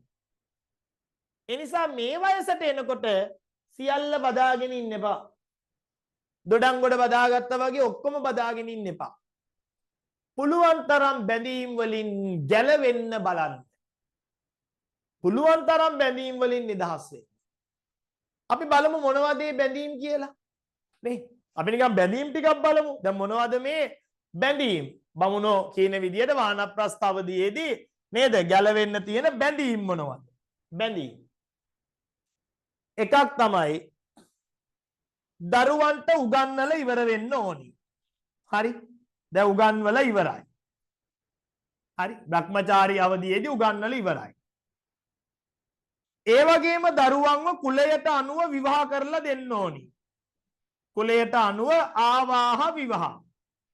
කුල පටලවාගෙන විවාහ කරවන්න බෑ. නේ බමුණු දරුවෝ බැමිණියක් විවාහ කර ගන්න ඕනි. බැමිණියක් නම් බමුණු දරුවෙක් විවාහ කර ගන්න ඕනි. හරි. කුලයට අනුව විවාහ කරලා දෙන්න ඕනි. ඊට පස්සේ තමන්ගේ දේපල ඉඩකඩම් මිල මුදල් වස්තුව තමන්ගේ ධන සම්පත් දරුවන්ට පවරන්න ඕනේ. ආයේ මොකටද? මැරෙනකොට වගේ නියන්නේ නේද? හම්බ කරපුවා සියලුම දේවල් දැන් බමුණ ගාව තියෙන සියලුම ඉඩකඩම් වතු පිටි යාන වාහන කර්මාන්ත හැම අස්වැන්නක්ම හැම භවභෝග වගාවක්ම හැම ප්‍රතිඵලයක්ම හැම ඵලදාවක්ම දරුවන්ට පවරන්න ඕනේ. කොහොමද දෙමව්පියෝ උපේන සියල්ල දරුවන්ට තමයි. දැන් බුදුහාමුදුරුවෝ සිංහාලෝවාද සූත්‍රයේදී දෙමව්පියන්ගෙන් දූ දරුවන්ට වෙන්න ඕන යුතුයකම් වලින් එකක් තමයි සමසේ දායාද පවරා දීම. දෙමව්පියෝ උපයපු ධනය ඉන්න දරුවෝ දෙන්න 3 දෙනා 4 දෙනා 5 දෙනාද සමානව බෙදලා දෙන්න. ඒව දරුවන්ට අයිති. බය නැතුව බෙදලා දෙන්න. තියන් ඉන්න එපා. ඔය සමාජයේ ඕන තරම් සමහර අම්මලා තාත්තලා දැන් එන වයසයි. ඒ කියන්නේ ඒගොල්ලෝ ආච්චිලා සීයලා. තාම ඉඩකඩම් තියෙන්නේ ඒගොල්ලොන්ගේ නමින්. තියෙන කුම්මෙහිකම. දැන් මේ වලපයයි ගොඩපයයි. හෙට අනිද්දා මිය යන්නේ ඉන්න ආච්චි සීයයි. ඕක තමන්ගේ දරුවෙක්ට ලියලා. නේ? තමන්ගේ මුණුබුරෙක්ට මිනිබිරියට්ට පවරලා. ඒවා බෙදා හදා දෙන්න ඕන. ඒ වගකීම් වලින් මිදෙන්න ඕන අන්තිම කාලේ. ඒ බොරුවට තණ්හාවෙන් බැඳ ගන්න ඕනේ. ඉතින් බුදුදහමෙත් එහෙම කියනවා, බමුණොත් කියනවා. දැන් මම බමුණෝ කියනවා මේ ධන සම්පත් දරුවන්ට පවරන්න. ඔයා දන්නවද? තාත්තට තියෙන ලොකුම වගකීම තමයි අම්මා. එහෙනම් බමුණෝ කියනවා බිරිඳවත් දරුවන්ට පවරන්න. හරි. බමුණෝ කියනවා තමන්ගේ බිරිඳවත් දරුවන්ට පවරන්න. බිරිඳවත් දරුවන්ට දෙන්න. එහෙම දීලා ඒ සියල්ලගෙන්ම ඈත් වෙලා දැන් බමුණෝ කියනවා මේ බැඳීම් වලින් ඉවත් වුණාට පස්සේ වනගත වෙන්න. එහෙනම් බමුණෝ කියනවා වානප්‍රස්ථ අවධියේදී සියලු බැඳීම් වලින් ඉවත් වෙලා වනගත වෙන්න. දැන් මේ තාත්තට කියනවා මේ හැම දෙයකින්ම මිදෙන්න. දරුවන්ට උගන්වලා ඉවර කරගන්න. දරුවන්ව කුලයට අනුව ආවා විවාහ කරවන්න. සියලු දේපල ධන සම්පත් දරුවන්ට පවරන්න. දරුවන්ගේ දරුවන් දුටු පසු එහෙමත් කියනවා. ඒ කියන්නේ මුණුබුරෝ මිනිබිරියන්වත් තුට්ටක් බලලා හුරතල් කරලා ඒ බැඳීමෙනුත් නිදහස් වෙන්න. ඊට පස්සේ බිරිඳවත් දරුවන්ට දෙන්න. අම්මව බලාගනින්න උඹලා මං යනවා වනේට කියලා තාත්තට කියනවා වනගත වෙන්න කියලා. හැබැයි බමුණෝ මෙහෙමත් කියනවා. අර බිරිඳ කියනවා නම් අනේ මට බෑ දරුවොත් එක්ක ඉන්න. මම මේ සංසාරේ ඔයත් එක්ක ඉන්න තමයි කැමති. ඒ නිසා සැර යටියෙන් අපි යන්නේ තුරා සංසාරේ අපි එකට යමු කියලා තාත්තගේ කරේ බෙල්ලේ එල්ලිලා අම්මා එනවා නම් කරන්න දෙයක් නැහැ. බමුණෝ කියනවා ජෝඩුවටම යන්න දෙන්න. දැන් අර නාකි ජෝඩුව වනගත වෙනවා. මේ යන්නේ නාකි ජෝඩුව. පුතේ අන්නේ වනගත වුණාට පස්සේ එතන ඉඳලා ගත කරන කාලයට අපි කියනවා සන්න්‍යාසි. එතන ඉඳලා ගත කරන කාලේ සන්න්‍යාසි. ඒ කියන්නේ වනයේට පිය තබනකම් වානප්‍රස්ථ ඔන්න කැලෑවට ඇතුල් වුණා සන්න්‍යාසි. එන සන්න්‍යාසි ආශ්‍රමයේදී මේ මහලු ජෝඩුවට වෙන සරණක් නැහැ. වෙන හවු හරණක් නැහැ. තියෙන එකම හවු හරණ තමයි තියෙන එකම අස්වැසිල්ල. ඒ තියෙන එකම හරි පිහිට තමයි වෙන මොකවත් නෙවෙයි මරණය. ඒ කියන්නේ දැන් මැරෙන්න විතරයි තියෙන්නේ. මේ කියන්නේ කැලෑවට ගිහිල්ලා සූසයිඩ් කරගන්න නෙවෙයි. කැලෑවට ගිහිල්ලා මැරෙනකන් බ්‍රහ්ම සහව්‍යතාවයේ පිනිස මරණින් පස්සේ මහ බ්‍රහ්මයා එක්ක එක්වීම පිනිස හිතාගෙන කටයුතු කරන්න. කැලෑවට වෙලා භාවනා යෝගීව නිශ්ශබ්දව මහ බ්‍රහ්මයා ගැන සිතමින් ඉන්නකම් කරපු යාග හෝම සිහිපත් කරමින් තැම්පත් සාමකාමී ජීවිතයක් වනේ ගත කරා. ඊට පස්සේ වනාන්තරයේම අවසාන උස්ම පිට කළා.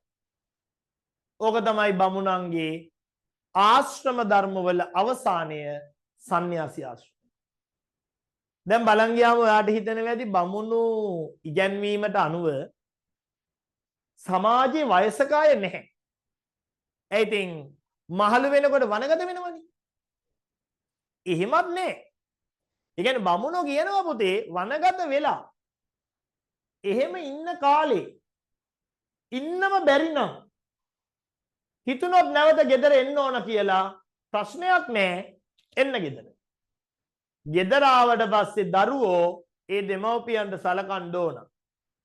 මේ ඒක මම ඔයාලට මුලින්ම කිව්වා ගෘහස්ත ආශ්‍රමයේදී කරන්න ඕන අනිවාර්ය කාර්යයන්ගෙන් එකක් තමයි විවාහ වෙලා කුලය පවත්වාගෙන යන ගමන් දෙමව්පියන් සුගතිගාමී කළ යුතුයි. ඒ කියන්නේ මහලු දෙමව්පියන්ට සලකන්නත් ඕන. කවුද? තරුණ දරුවෝ. හැබැයි ගොඩක් දෙමව්පියෝ එහෙම ආවේ නැහැ. ඒ කියන්නේ වනයේ ඉන්නකොට බයට නේද? කොච්චර බයක් ඇද්ද අර වයසක ජෝඩුවට. තට්ට තනියම කට්ට කරුවලේ කුෂ්ඨ බඩගින්නේ අවුවෙන් වැස්සෙන් පින්නෙන් සීතලෙන් වන සතුන්ගෙන් නොයෙක් කරදර පීඩා විඳ විඳ බයෙන් හිටියේ. ඉතින් සමහරව වනෙන් එළියට එන්න උත්සාහ කරා එන්න බෑ. මේ අද වගේ තාක්ෂණික නෑ නේ GPS ගහලවත් නේ Google Map search කරලවත් උතුර දකුණ නැගෙනහිර හොයා ගන්නවත් මාලිමාවක්වත් මුකුත් නෑ ළමයි ඒ කාලේ. ඒ නිසා වනාන්තරයට ගිය කෙනා ඒක ඇතුළෙම හිර වුණා. එන්න බැරි වුණා. ඒ නිසා වනාන්තරයේම මිය ගියා.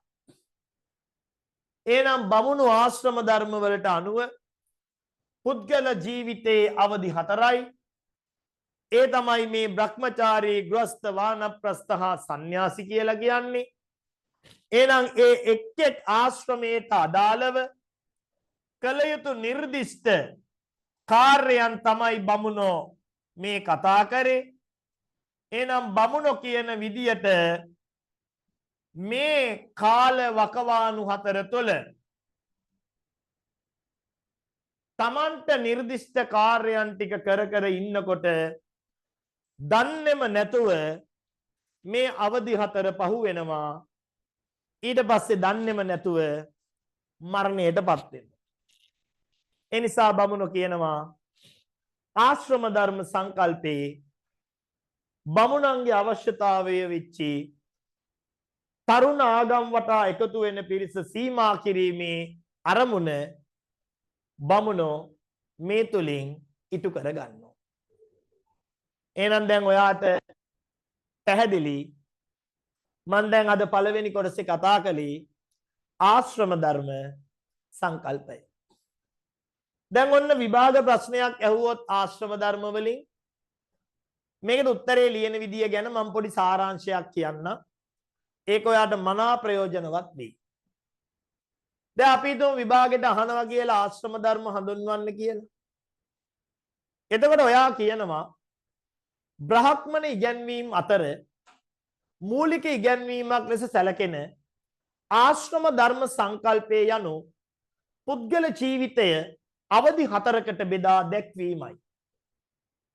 බමුණෝ එසේ ආශ්‍රම ධර්ම නම් සංකල්පයක් ඉදිරිපත් කිරීමට හේතු වූයේ බමුණු ඉගැන්වීම් අතහැර වෙනත් ආගම් වටා එකතු වෙන පිරිස සීමා කිරීමේ අරමුණෙනි. එහිදී බමුණෝ බලාපොරොත්තු වූයේ පුද්ගල ජීවිතයේ අවධි 4කට බෙදා ඒ එක් එක් අවධියේදී කළ යුතු කාර්යයන් වෙන්කොට හුවා දක්වමින් පුද්ගල ජීවිතය බෙදා දැක්වීමයි කියලා හඳුන්වා දීම ඉවර කරලා එනම් බ්‍රහ්මචාරී අවධිය, ගෘහස්ථ අවධිය, වානප්‍රස්ථ අවධිය, සන්න්‍යාසී අවධිය. ඊළඟ ඡේදයට ඇවිල්ලා කියනවා මේ පළමු ආශ්‍රම ධර්මයේ වන්නේ බ්‍රහ්මචාරී අවධියයි. එම බ්‍රහ්මචාරී අවධියේදී කළ යුතු ප්‍රධානම කාර්ය වූයේ නිසි ලෙස වේද අධ්‍යයනය කිරීමයි. බ්‍රහ්මචාරී අවධිය ආරම්භ වන්නේ උපනයන කර්මයෙන් වන අතර ඒ අවසන් වන්නේ ගෘහස්ථ අවධියේ ආරම්භයෙනි. දෙමව්පියන්ට හා ගුරුවරුන්ට අවනතව කීකරුව බ්‍රහ්මචාරී අවධිය ගත කරන කුඩා දරුවා කුමර කුමරි බඹසර රකිමින් කෙලි දොලින් සුඛනම්ම්‍ය ජීවිතයක් ගත කළ හැකි. එතකොට ඒ ඡේදය ඉවරයි. තව ඡේදයකට ඇවිල්ලා කියන්න පුළුවන් ආශ්‍රම ධර්මවල දෙවෙනි ආශ්‍රමයේ වන්නේ ගෘහස්ථ ආශ්‍රමයයි. ගෘහස්ථ ආශ්‍රමය යනු පුද්ගල ජීවිතයේ එන තරුණ කාලයයි. එනම් බ්‍රහ්මචාරී අවධියේ අවසානයත් වානප්‍රස්ථ අවධියේ ආරම්භයත් අතර කාල පරාසය ගෘහස්ථ නම් වේ.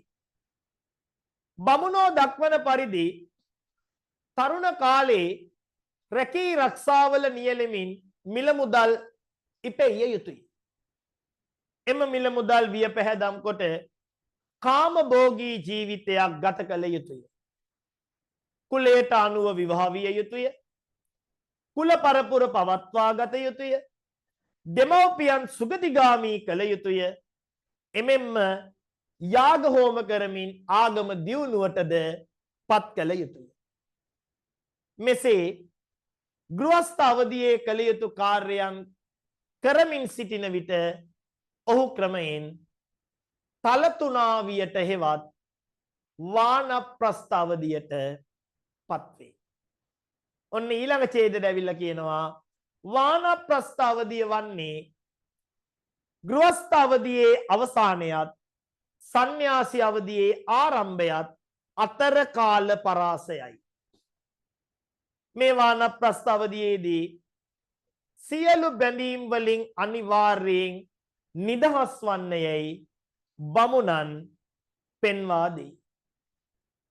දරුවන්ට අධ්‍යාපනයේදී නිමා කොට ඔවුන්ව කුලයට අනුව ආවා විවාහ කොටදී තමන් වේසමාංශයෙන් උපයාගත් ධන සම්පත් දරුවන්ට පවරා දී දරුවන්ගේද දරුවන් දුටු විස දරුවන්ගේද දරුවන් දුටු විට තව දුරටත් ගිවිසී නොරැඳී තව දුරටත් ගේ ඇතුළට වෙලා ඉන්න එපා. තව දුරටත් ගිවිසී නොරැඳී තව දුරටත් ඒගොල්ලෝ එක්ක ගිවිස ගන්න එපා. බැඳීම් ඇති කර ගන්න එපා. ගිවිසී නොරැඳී තම බිරිඳවද දරුවන්ට පවරා දී නැතිනම් බිරිඳ සමග හෝ වනගත විය යුතුය. ඔන්න අන්තිම ඡේදේ ආශ්‍රම ධර්මවල අවසාන ආශ්‍රමයේ වන්නේ සන්න්‍යාසී ආශ්‍රමයයි. එම සන්න්‍යාසී ආශ්‍රමයේදී කළ යුතු නිර්දිෂ්ට කාර්ය වූයේ වනගත වූ මහලු බමුණන් මරණයතෙක් බ්‍රහ්මචාරීව, ඒ කියන්නේ එතන බ්‍රහ්මචාරීව කියන්නේ අර මුල් බ්‍රහ්මචාරී නෙවෙයි. ඒ කියන්නේ හුදකලාව බවුන් වඩමින් එමන් නැත්තම් භාවනා යෝගීව නිශ්ශබ්දව මහා බ්‍රහ්මයා මෙනෙහි කරමින් සාමකාමී තැන්පත් ජීවිතයක් ගත කළ යුතුය. ජීවිතයේ අවසානයේ මරණය දක්වාම වනයේ රැඳී සිටිය යුතුය. අවශ්‍ය නම් නැවත තම දරුවන් කරා ඒමටද හැකියාව තිබූ නමුත් මේ යුගයේ බොහෝ ආශ්‍රම ධර්ම අනුගමනය කළ අය වනාන්තරයේම මියදුණෝ. ඊට කරුණ තුලින් පැහැදිලි වන්නේ බමුණෝ ආශ්‍රම ධර්ම සංකල්පය තුලින්ද තම කුලයට වාසි ලබා ගැනීමට අවස්ථා උදා කරගෙන ඇති ආකාරයයි. ඔන්න ඔහොමයි ළමයි අපි ਵਿਚාරයක් ලියන්නේ. right? දැන් අපි මේ කතා කරපු ටික අපි පාඩම් කරගත්තු ටික අපි ඇඟට නොදැනෙන්න අපි ඒක මතකයේ තියාගෙන ඡේදවලට ගලපලා ලියන්න ඕන. ඔක ලියලා හුරු වෙන්න ඕන දෙයක්. එතකොට බය වෙන්න දෙයක් නෑ. විභාග ජය ගන්න එක මහා ලොකු දෙයක් නෙවෙයි. හරි. අපි හැම පන්තියකදීම මම ගොඩක් වෙලාවට ප්‍රශ්න කතා කරනවා පාඩමෙන් පාඩමට. ඒක ලියන විදිය ගැන අපි කියලා දෙනවා. එතකොට ඒ තුලින් තමයි ඔයාට අත්දැකීම ලබන්න පුළුවන්. කොහොමද විභාග ප්‍රශ්නයක් හැදෙන්නේ? කොහොමද ඒකට අපි උත්තරයක් මුලින්ම සකසා ගන්නෙ? කොහොමද ඒක අපි හඳුන්වා දීමේ ඡේදයේ සිට සමාලෝචනීය දක්වා ඛණ්ඩණය කරගෙන පෙළගස්වගෙන කොහොමද ඒක ලියන්නේ? හරි. ඕක ක්‍රමවේදයක් තුලින් අපිට ඉගෙන ගන්න පුළුවන්. එහෙනම් දැන් අපි මේ වෙනකොට කතා කරලා ඉවර කරගත්තා මෙන්න මේ බමුණු ඉගැන්වීම් වල නිර්මාණවාදය, වර්ණ ධර්ම සංකල්පය, ස්වධර්ම සංකල්පය, ආපත් ධර්ම සංකල්පය හා ආශ්‍රම ධර්ම සංකල්පය.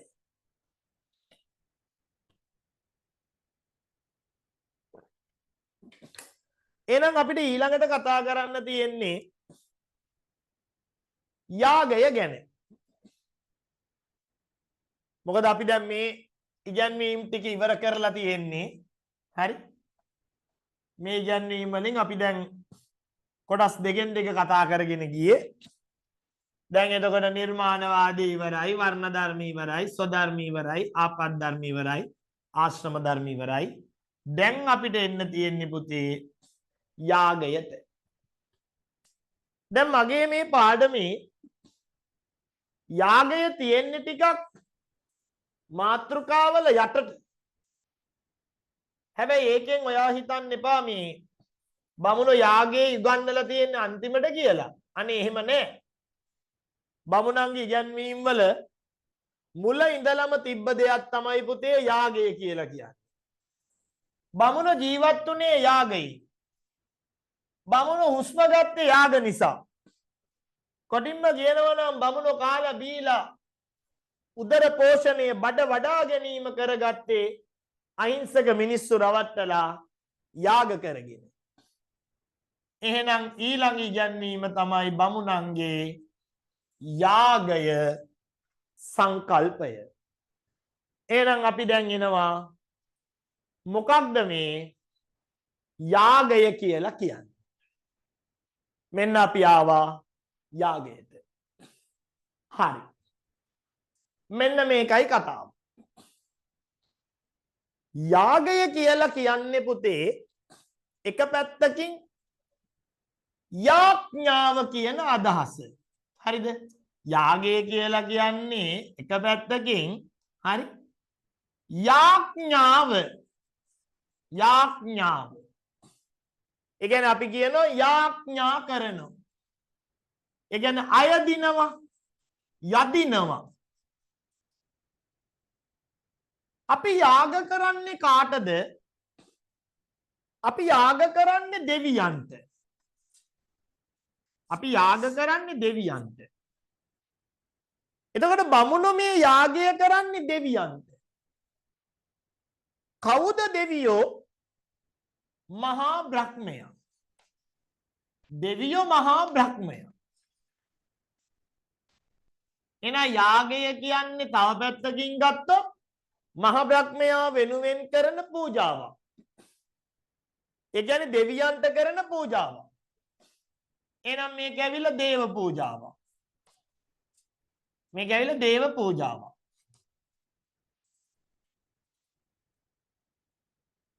මොකටද බමුණෝ දෙවියන්ට පූජා කළේ? දෙවියන් වෙනුවෙන් පුද පූජා පවත්වන්නේ ඇයි? එකම හේතුව බමුණන්ට ඕන වුණා මහ බ්‍රහ්මයාව මොනව කරන්නද? සතුටු කරන්න. බමුණන්ට ඕනේ මහා බ්‍රහ්මයාව පුතේ සතුටු කරන්න. මහා බ්‍රහ්මයාව සතුටු කරවන තරමට දේව ආශිර්වාදය ලැබෙනවා. ඒ කියන්නේ අපි සිතූ පැතූ දේවල් අපිට දෙවියන් වහන්සේ ඉටු කරලා දෙනවා. දැන් ඔයක අද සමාජයේ තියෙනවා. ඒ කියන්නේ මේ බටහිර රටවල යුරෝපීය රටවල වගේ නෙවෙයි. ඔය ඉන්දියාව ලංකාව වගේ සාමාන්‍ය ආසියාතික රටවල මේ යාග පුද පූජා දේව පූජා කන්නලව් බලිබිලි ඔය පිදේනි හදිහෝනියම් තොවිල් බවිල් ඕ තාම සිද්ධ වෙනවා. දැන් මේ දෙවියන් වෙනුවෙන් කරන දේව පූජාව ඒක තමයි යාගය කියලා කියන්නේ. දැන් දෙවියන්ව සතුටු කරන්න ඕන. දෙවියෝ සතුටු කරොත් තමයි අපි බලාපොරොත්තු වෙන දේ දෙවියෝ අපිට දෙන්නේ. දැන් විභාගෙ ලං වෙනකොට ඔයා මොකද්ද බලාපොරොත්තු වෙන්නේ? විභාගෙට ඒ තුනක්. දැන් විභාගෙ ලං වෙනකොට ඔයා එතකොට කොහෙද මේ දුහන්නේ? අම්මයි තාත්තයි දරුවත් දක්කගෙන යනවා දේවාලෙකට. විෂ්ණු දේවාලෙ වෙන්න පුළුවන්, කතරගම දේවාලෙ වෙන්න පුළුවන්, ඝන දේවාලෙ වෙන්න පුළුවන්. ඔය ප්‍රසිද්ධ නම් ගම් තියෙන දෙවිවරු ගොඩක් ඉන්නවා. දැන් ඔය දේවාලෙකට ඔයා යනවා. දැන් ගිහිල්ලා මොකද්ද කරන්නේ?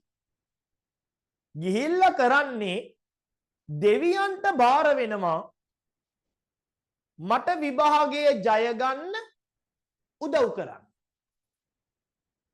ඔයා මට එහෙම උදව් කළොත් මං ඔයාට මොනවද ගෙනල්ලා දෙනවා. අන්න බාරය. ගොඩක් වෙලාවට අපි ලේසියටම කරන්නේ පුතේ දේවාලේ ළඟට ගිහිල්ලා ඔය දේවාල කිට්ටුව තියෙන පළතුරු වෙළඳ සැලකට ගිහිල්ලා ගන්නවා පළතුරු වට්ටියක්. එක එක ගණන් වලට තියෙනවා 500යි 700යි 10යි 2000යි 3000යි 5000යි කෑලි පූජා ගෙඩි පූජා එක එක විදිහට තියෙනවා. දැන් ගන්නෝ එහෙම මොනවා හරි පූජා වට්ටියක්. එතකොට ඒගොල්ලෝ මහනවා මුදලාලි මහනෝ දැන් මහත්තයා මේ මොන දේවාලෙද? මොන දේවාලෙද? ඒ කියන්නේ මොන දෙවියන්ටද? දැන් ඔයා කියනෝ ඝන දෙවියන්ට. නැත්නම් ඔයා කියනෝ කතරගම දෙවියන්ට. එහෙම නැත්නම් ඔයා කියනෝ විෂ්ණු දෙවියන්ට.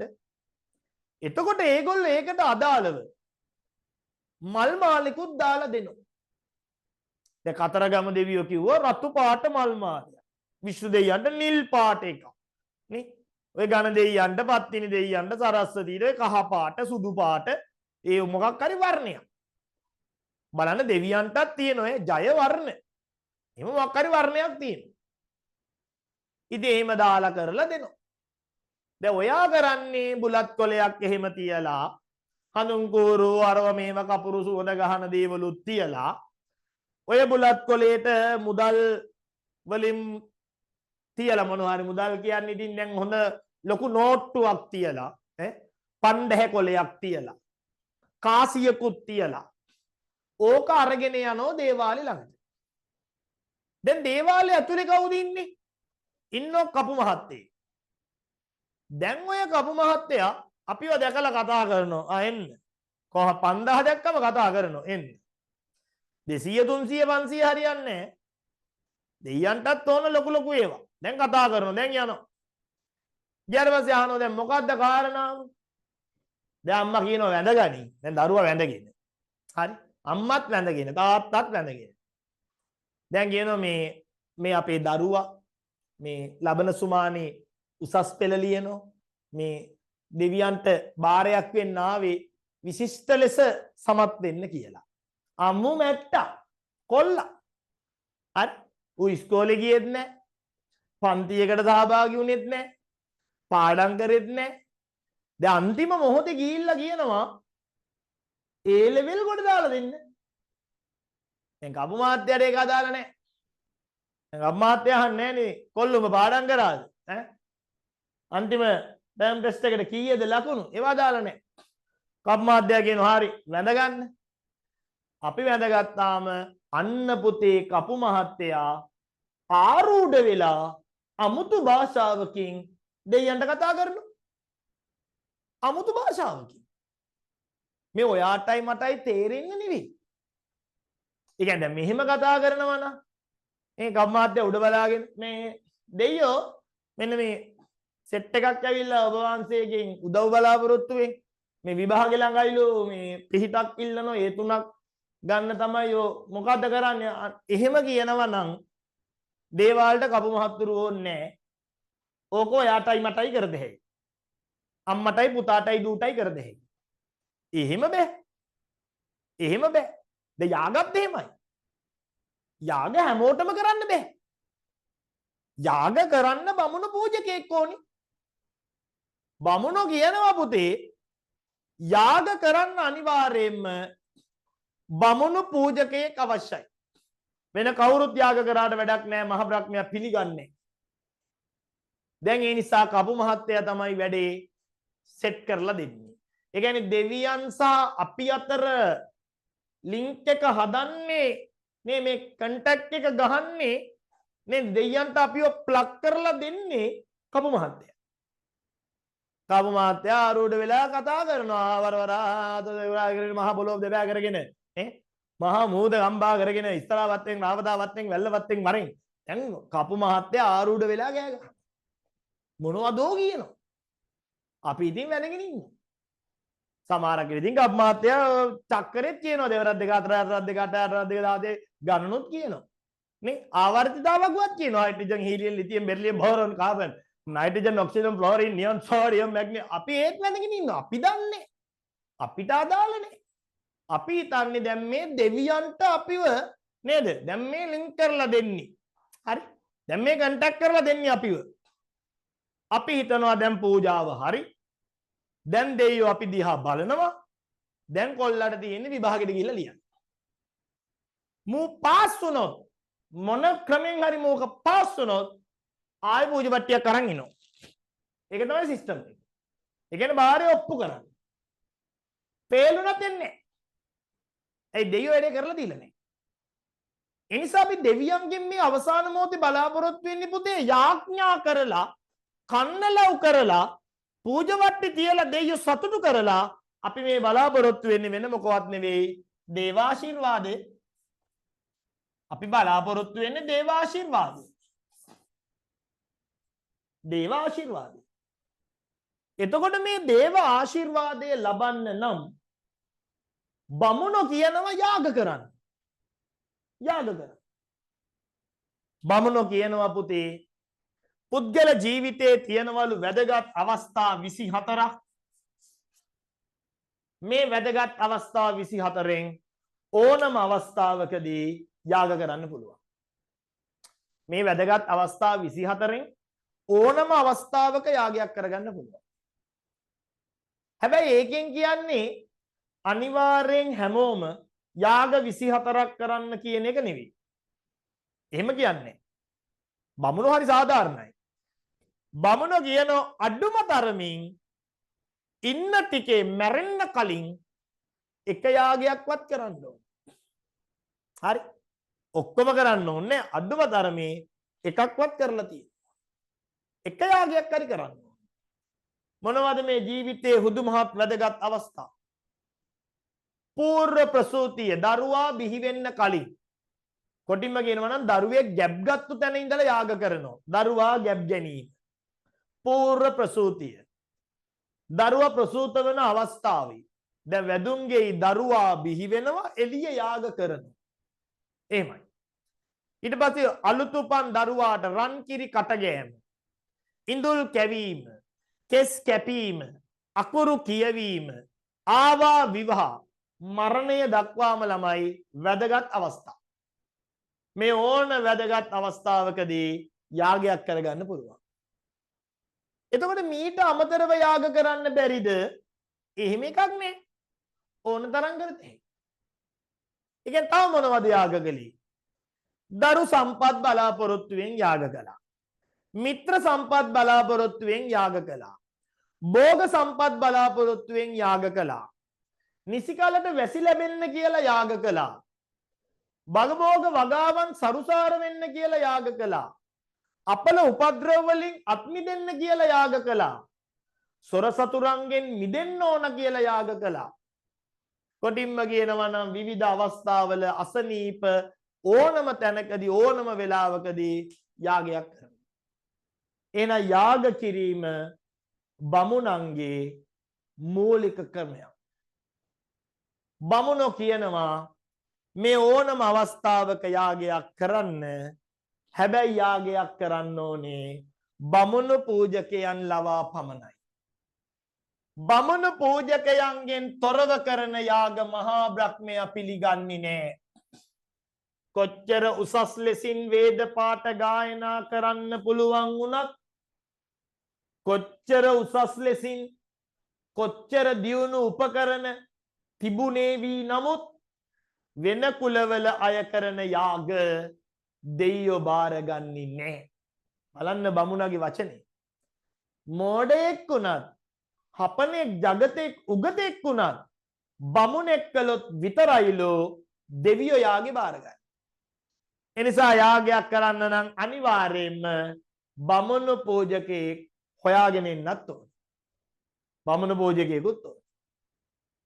එතකොට බමුණෝ කියනවා යාගයක් කරන්නේ මෙන්න මෙහෙම. ඒ කියන්නේ යාග පුතේ ආවට ගියාට කරන්න බෑ. හරි? යාග ආවට ගියාට කරන්න බෑ. යාගයක් කරන්න නම් බමුණෝ කියනවා යාගයක් කිරීම සඳහා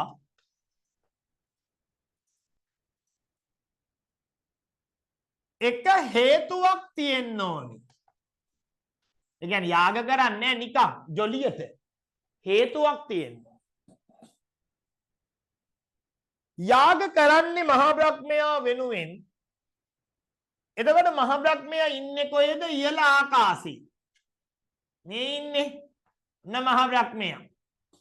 කොහෙද එයා ඉන්නේ? එයා ඉන්නේ ඉහළ ආකාශේ.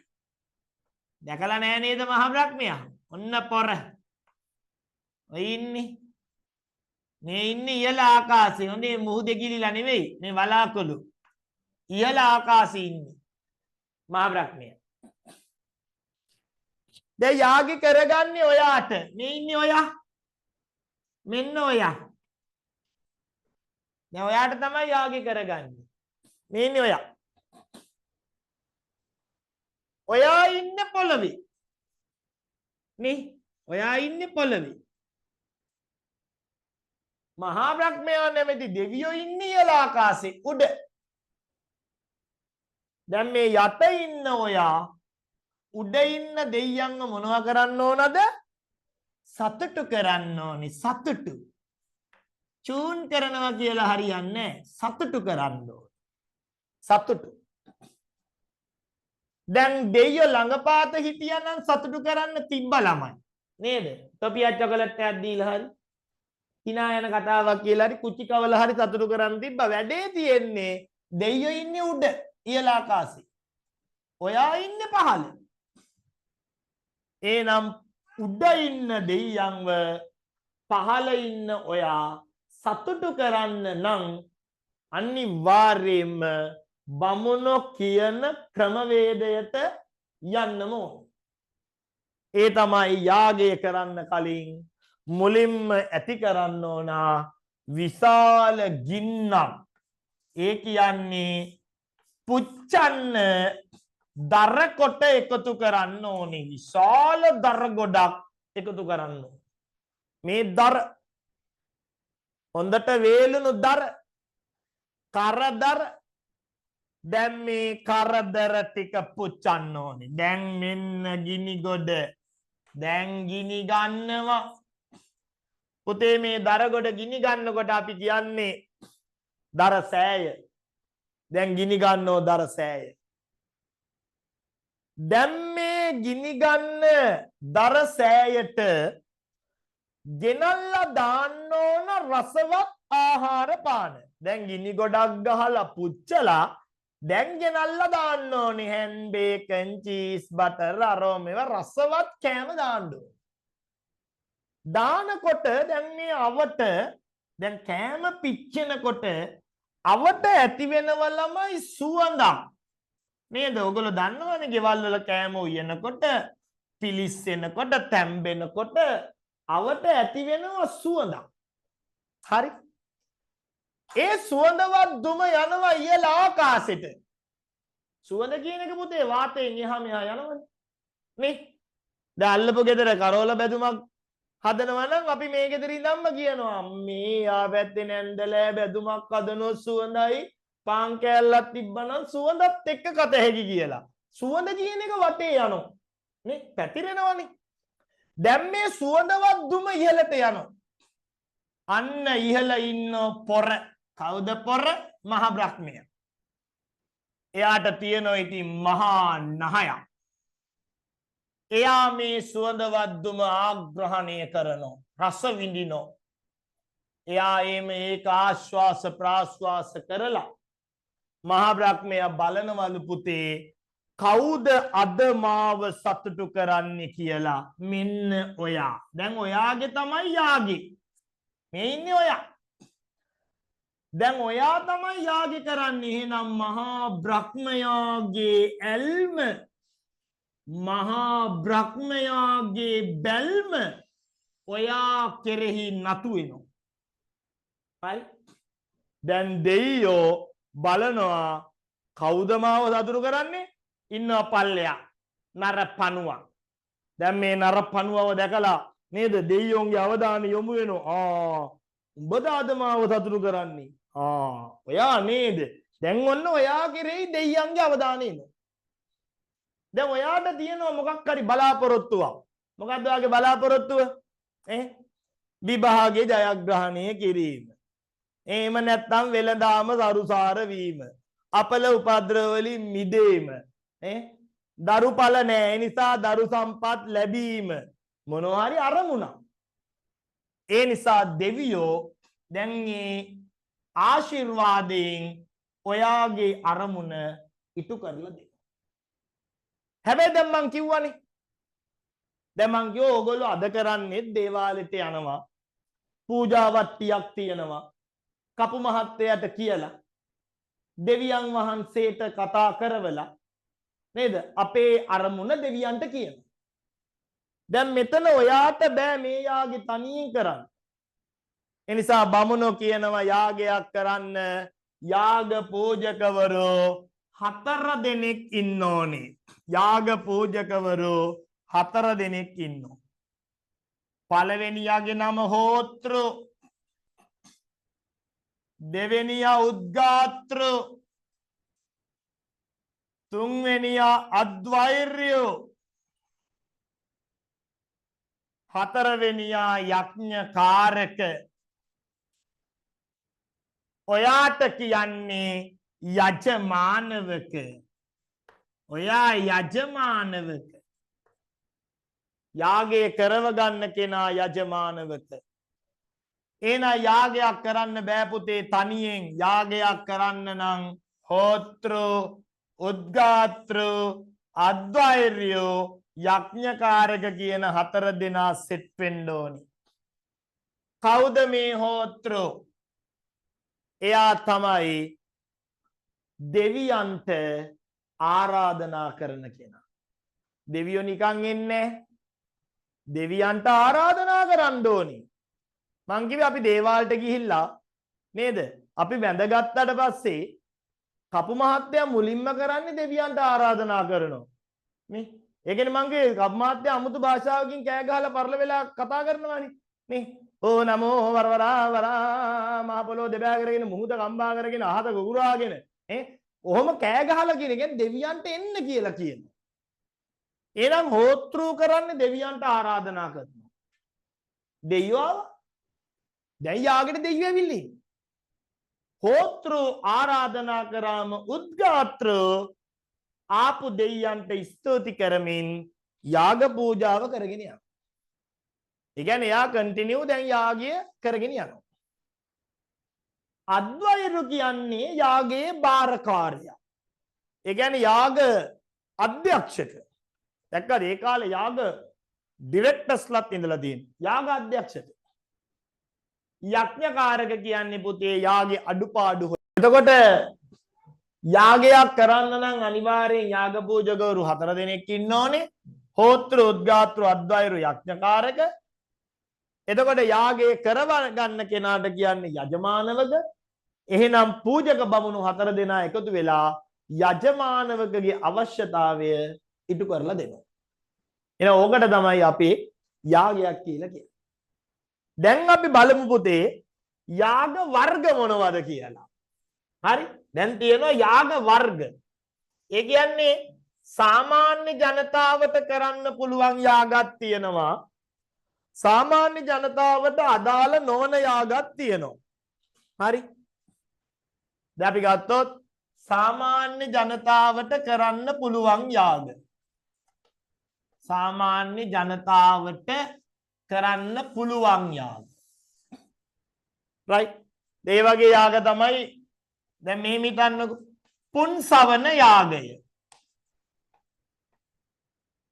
සාමාන්‍ය පුන්සවන යාගයක් කරන්නේ සාමාන්‍ය ජනතාව පිරිමි දරුවෙක් අපේක්ෂාවෙන්.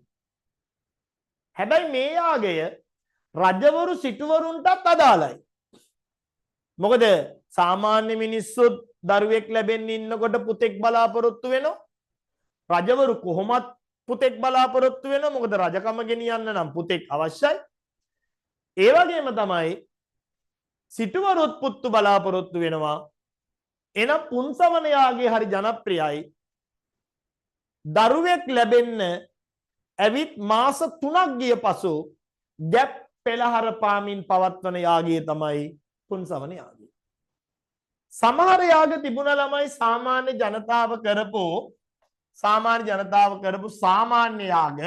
දැන් හිතන්නකෝ මෙහෙම චතුර්මාස යාගය. ඒ කියන්නේ ඒක කරන්නේ මාස 4කට වරක්. මාස 4න් 4ට. දැන් අවුරුද්දට මාස 12යි. ඒතර මාස 4කට වරක් යාගයක් කරනවා. ඒ කියන්නේ අවුරුද්දකට යාග 3ක් කරනවා. එතකොට මෙතනදි වෙන්නේ මේ යාගයක් කිරීම තුළින් මෙතනදි වෙන්නේ ගොඩක් වෙලාවට එක්ක ඔය අස්වැන්නක් නේද මොනවා හරි වගාවක් කළා මාස 4කින් අස්වැන්න ගන්න. එතකොට එතනදී යාගයක් කරනවා.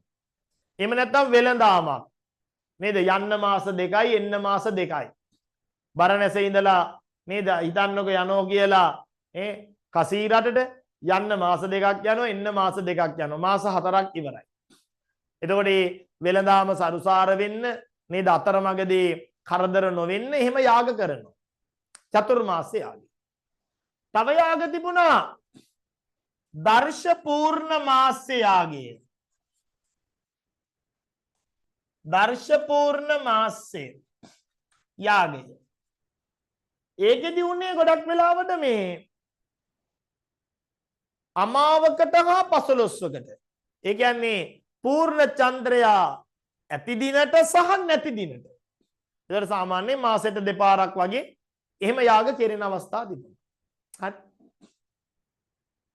තව තිබුණ සාමාන්‍ය ජනතාව කරපු යාග අග්නි වසන යාග. ඒ කියන්නේ ළමයි අවුරුද්ද මුළුල්ලේම කරනවා. හැබැයි අර ඉස්සෙල්ල කිව්වා වගේ විශාල ගින්දර දාලා නේද ආහාර පාන දාලා සතා සිව්පාවු දාලා පුච්චල එහෙම නෙවෙයි. හරි. මේකෙදි කරන්නේ මේ අවුරුද්ද මුළුල්ලේම අර ගෙදර පුංචියට නේද මේ බමුණු පූජකයෙක් දෙන්නෙක් එකතු කරගෙන නැත්නම් තමන්ම බමුණෙක් නම් තමන්ම තනියෙන් හරි එහෙම යාග කරා ගෙදර අයට ආශිර්වාද පතා අපල උපද්‍රව වලින් බේරෙන්න එහෙම යාග කරා. හරි. අග්නි වසන යාගය. තව තිබුණා අග්නිහෝත්‍ර යාගය. ඒ කියන්නේ මේ උදේටයි සවසටයි. උදේටත් කරනවා හවසටත් කරනවා. අන්න ඒ වගේ යාග තිබුණා. හරි. අපි ඒවට කියනවා අග්නි වසන කියලා. අග්නි වසන යාගය. හරි. උදේටයි හවසටයි. එහෙම යාග කරපු අවස්ථාවක් තියෙනවා. අග්නි වසන යාගය. තව යාග තිබුණා සෝම යාගය කියලා එකක්. සෝම යාගය. ඒ කියන්නේ පිට දින කීපයක් කරලා නවත්තනවා. එහෙම යාග තිබුණා. හරියට අර අපි ওই පන්සලේ බෝධි පූජා කරන්නේ දින 3යි, දින 7යි, දින 9යි, දින 21යි පුළුවන් ප්‍රමාණය කරලා නවත්තනවා. ඒ වගේ පිට දවස් කීපයක් යාග කරලා නතර කරලා දානවා. සාමාන්‍ය ජනතාව. දැන් සාමාන්‍ය ජනතාවට මේ වගේ යාග තිබුණා වගේම රජවරු සිටුවරු ප්‍රභූවරුන්ට හරි ප්‍රභූවරුන්ට වෙන් වෙච්ච යාගත් තිබුණා. ප්‍රභූ පැලැන්තියේ අයට වෙන් වෙච්ච යාගත් තිබුණා. හරි. දැන් උදාහරණයකට කියනවා නම් දැන් රජතුමා ඔටුනු පළඳනකොට කරන යාගයක්.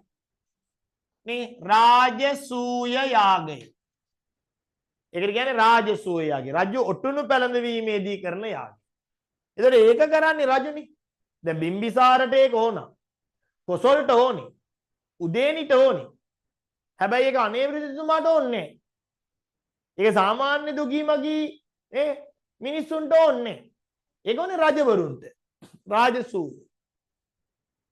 තව තිබුණා ළමයි එහෙම යාග මේ අශ්වමේධ යාගය. අශ්වමේධ. ඒ කියන්නේ අශ්වයෙක් බිලි දීලා කරන යාගයක්. අශ්වයෙක් කියන්නේ ඒ කාලේ වටිනා සතෙක්. දැනුත් එහෙම තමයි. දැනුත් අශ්වයෙක් එහෙම ලේසියෙන් හදන්න බෑනේ ගෙවල් වල. ඔය බල්ලු හදනවා වගේ. නේද? සාමාන්‍යයෙන් අශ්වයෙක් හදන්න ඒකට අවසරයක් ඕනේ. සාමාන්‍යයෙන් වර්තමානයේ අශ්වයෙක්ව ඒ ලක්ෂ 20ක් 25ක් 30ක් වටිනවා. මේ වාහනයක් ගන්නවා වගේ වැඩක්. ඉතින් ඒ කාලේ අශ්වයා කියන්නේ සැප පහසු වාහනයක්. දැන් අශ්ව රථේ යන්නේ රජවරු, සිටුවරු, ප්‍රභූවරු. එතකොට අශ්වයෙක් මරලා යාගයක් කරනවා කියන්නේ මේ අද කාලේ වාහනයක් උඩුපට්ටම් කරලා ගිනි තියලා යාගයක් කරනවා වගේ වැඩක්. ඒතකොට ඒක සාමාන්‍ය මිනිස්සුන්ට කරන්න බෑ. අනික අශ්වමේධ යාග කරන්නේ රජවරු. ඒක කරන්නේ යුද්ධවලදී. හරි? යුද්ධවලදී. ඒ කියන්නේ රජතුමා දැන් යුද්ධයක් කරන්න කැමති නම් හරි? යුද්ධයක් කරන්න කැමති නම් ඒ යුද්ධයට ආරාධනා කරමින් තමයි අශ්වමේධ යාගයක් කරන්නේ. දැන් බිම්බිසාරට ඕන කියන්නකො කොසල් එක්ක යුද්ධයක් කරන්න. එතකොට බිම්බිසාර තමන්ගේ පිරිසත් එක්ක කොසල් රජතුමාගේ මාලිගාව ඉස්සරහට යන්නේ නේ. ඊළඟ කෑ ගහන්නේ නේ. අඩෝ කොසල් මම ආව බැහැපන් එළියට ඒව නෑ ඒ චිත්‍රපටිවල. රජ කාලේ යුද්ධ කරන්නේ දැන් බිම්බිසාරගේ ප්‍රාන්තේ අවශ්‍යතාවය තමයි කෝසලය යටත් කර ගැනීම. එතකොට බිම්බිසාර කරන්නේ තමන්ගේ ප්‍රදේශයේ අශ්වයෙක්ගේ පිටේ තමන්ගේ ප්‍රදේශයේ දජය කොඩිය ගැට ගහලා මේ අශ්වයව දේශ සීමා පන්නනවා. තනියෙන් අශ්වාරෝහකයෙක් නෑ තනියෙන්. එතකොට මෙහෙම අශ්වයෙක් ආපු ගමන් කොසල්ට ටක් ගාලා ආරංචි යන අශ්වමේධ යාගයකට ආරාධනාවක් කියන. ඒ කියන්නේ කොසල් මේ යුද්ධයට කැමති නම් අර අශ්වයාව මරලා යාගයක් කරනවා. ඒ කියන්නේ එතනින් බිම්බිසාරට ආරංචි වෙනෝ එයාගේ අශ්වයා මැරුවා කියලා, එයා යුද්ධය බාරගත්තා කියලා දෙන්න යුද්ධ පටන් ගන්නවා. එතකොට ඒව නිකම් මිනිස්සු කරන්නේ රජවරු සිටුවරු. ඒ වගේම තමයි ළමයි තව යාගයක් තිබ්බ පුරුෂමේධ යාගය. පුරුෂමේධ. ඒව කරන්නේ සාමාන්‍යයෙන් රජවරු අපලවලදී. දැන් රජතුමාට මාරාන්තික අපලයක් තියෙනවා නම් රජතුමා ඒකෙන් බේරෙන්න ඕන දෙයක් කරනවා. දැන් බමුණු පූජකවරු කියනවා රජතුමනි රජතුමාට අපලයි මාරාන්තිකයි මැරෙන්න පුළුවන්. බේරෙන්න නම් පුරුෂමේධ යාගයක් කරනවා. මොකක්ද ඒකෙදි වෙන්නේ? මිනිස්සු 184 දෙනෙක් අල්ලගෙන ඇවිල්ලා ගැට ගහලා බෙලි කපලා ගින්නට දාලා පුච්චලා මරලා යාගයක් කරනවා. මිනිස්සු 184. එහෙනම් ඕව අපිට කරන්න බෑ.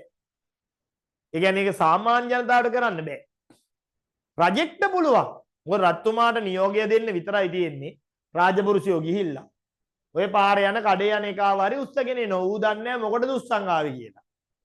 මේ අල්ලලා ගැට ගහලා තියලා මරනවා. අන්න යාග. ඉතින් ඒ නිසා එහෙම දරුණු යාග වර්ග ඒ කාලේ තිබුණා.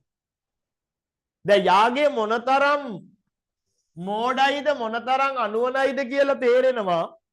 සමහර යාග තිබ්බලම ඒවට කියන්නේ සර්වමේධ යාග. සර්වමේධ යාගය. සර්ව කියන්නේ සියල්ල.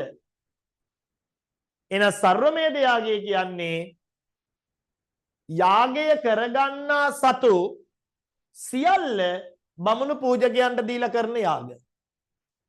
ඒ කියන්නේ යාගය කරව ගන්න කෙනාගේ හැම දේපලක්ම හැම ධනයක්ම වස්තුවක්ම බමුණන්ට දෙනවා. දීලා තමයි යාග කරන්නේ. කොටින්ම කියනවා නම් තමන්ගේ අඹදරුවන්ව පවා බමුණු පූජකයන්ට බාර දීලා යාග ඉවර වෙලා තමන් පාරට බැහැලා යනවා. මුකුත්ම නැහැ. ඒ කියන්නේ අලුතෙන්ම කොට නැගෙන්න ඕනේ යා. ඉතින් ඔන්න ඔය වගේ යාග සංකල්පයක් බමුණු තුල තිබුණා. ඉතින් බමුණෝ ඒ යාගය ඉගැන්නුවේ බොරුවක් විදියට නෙවෙයි.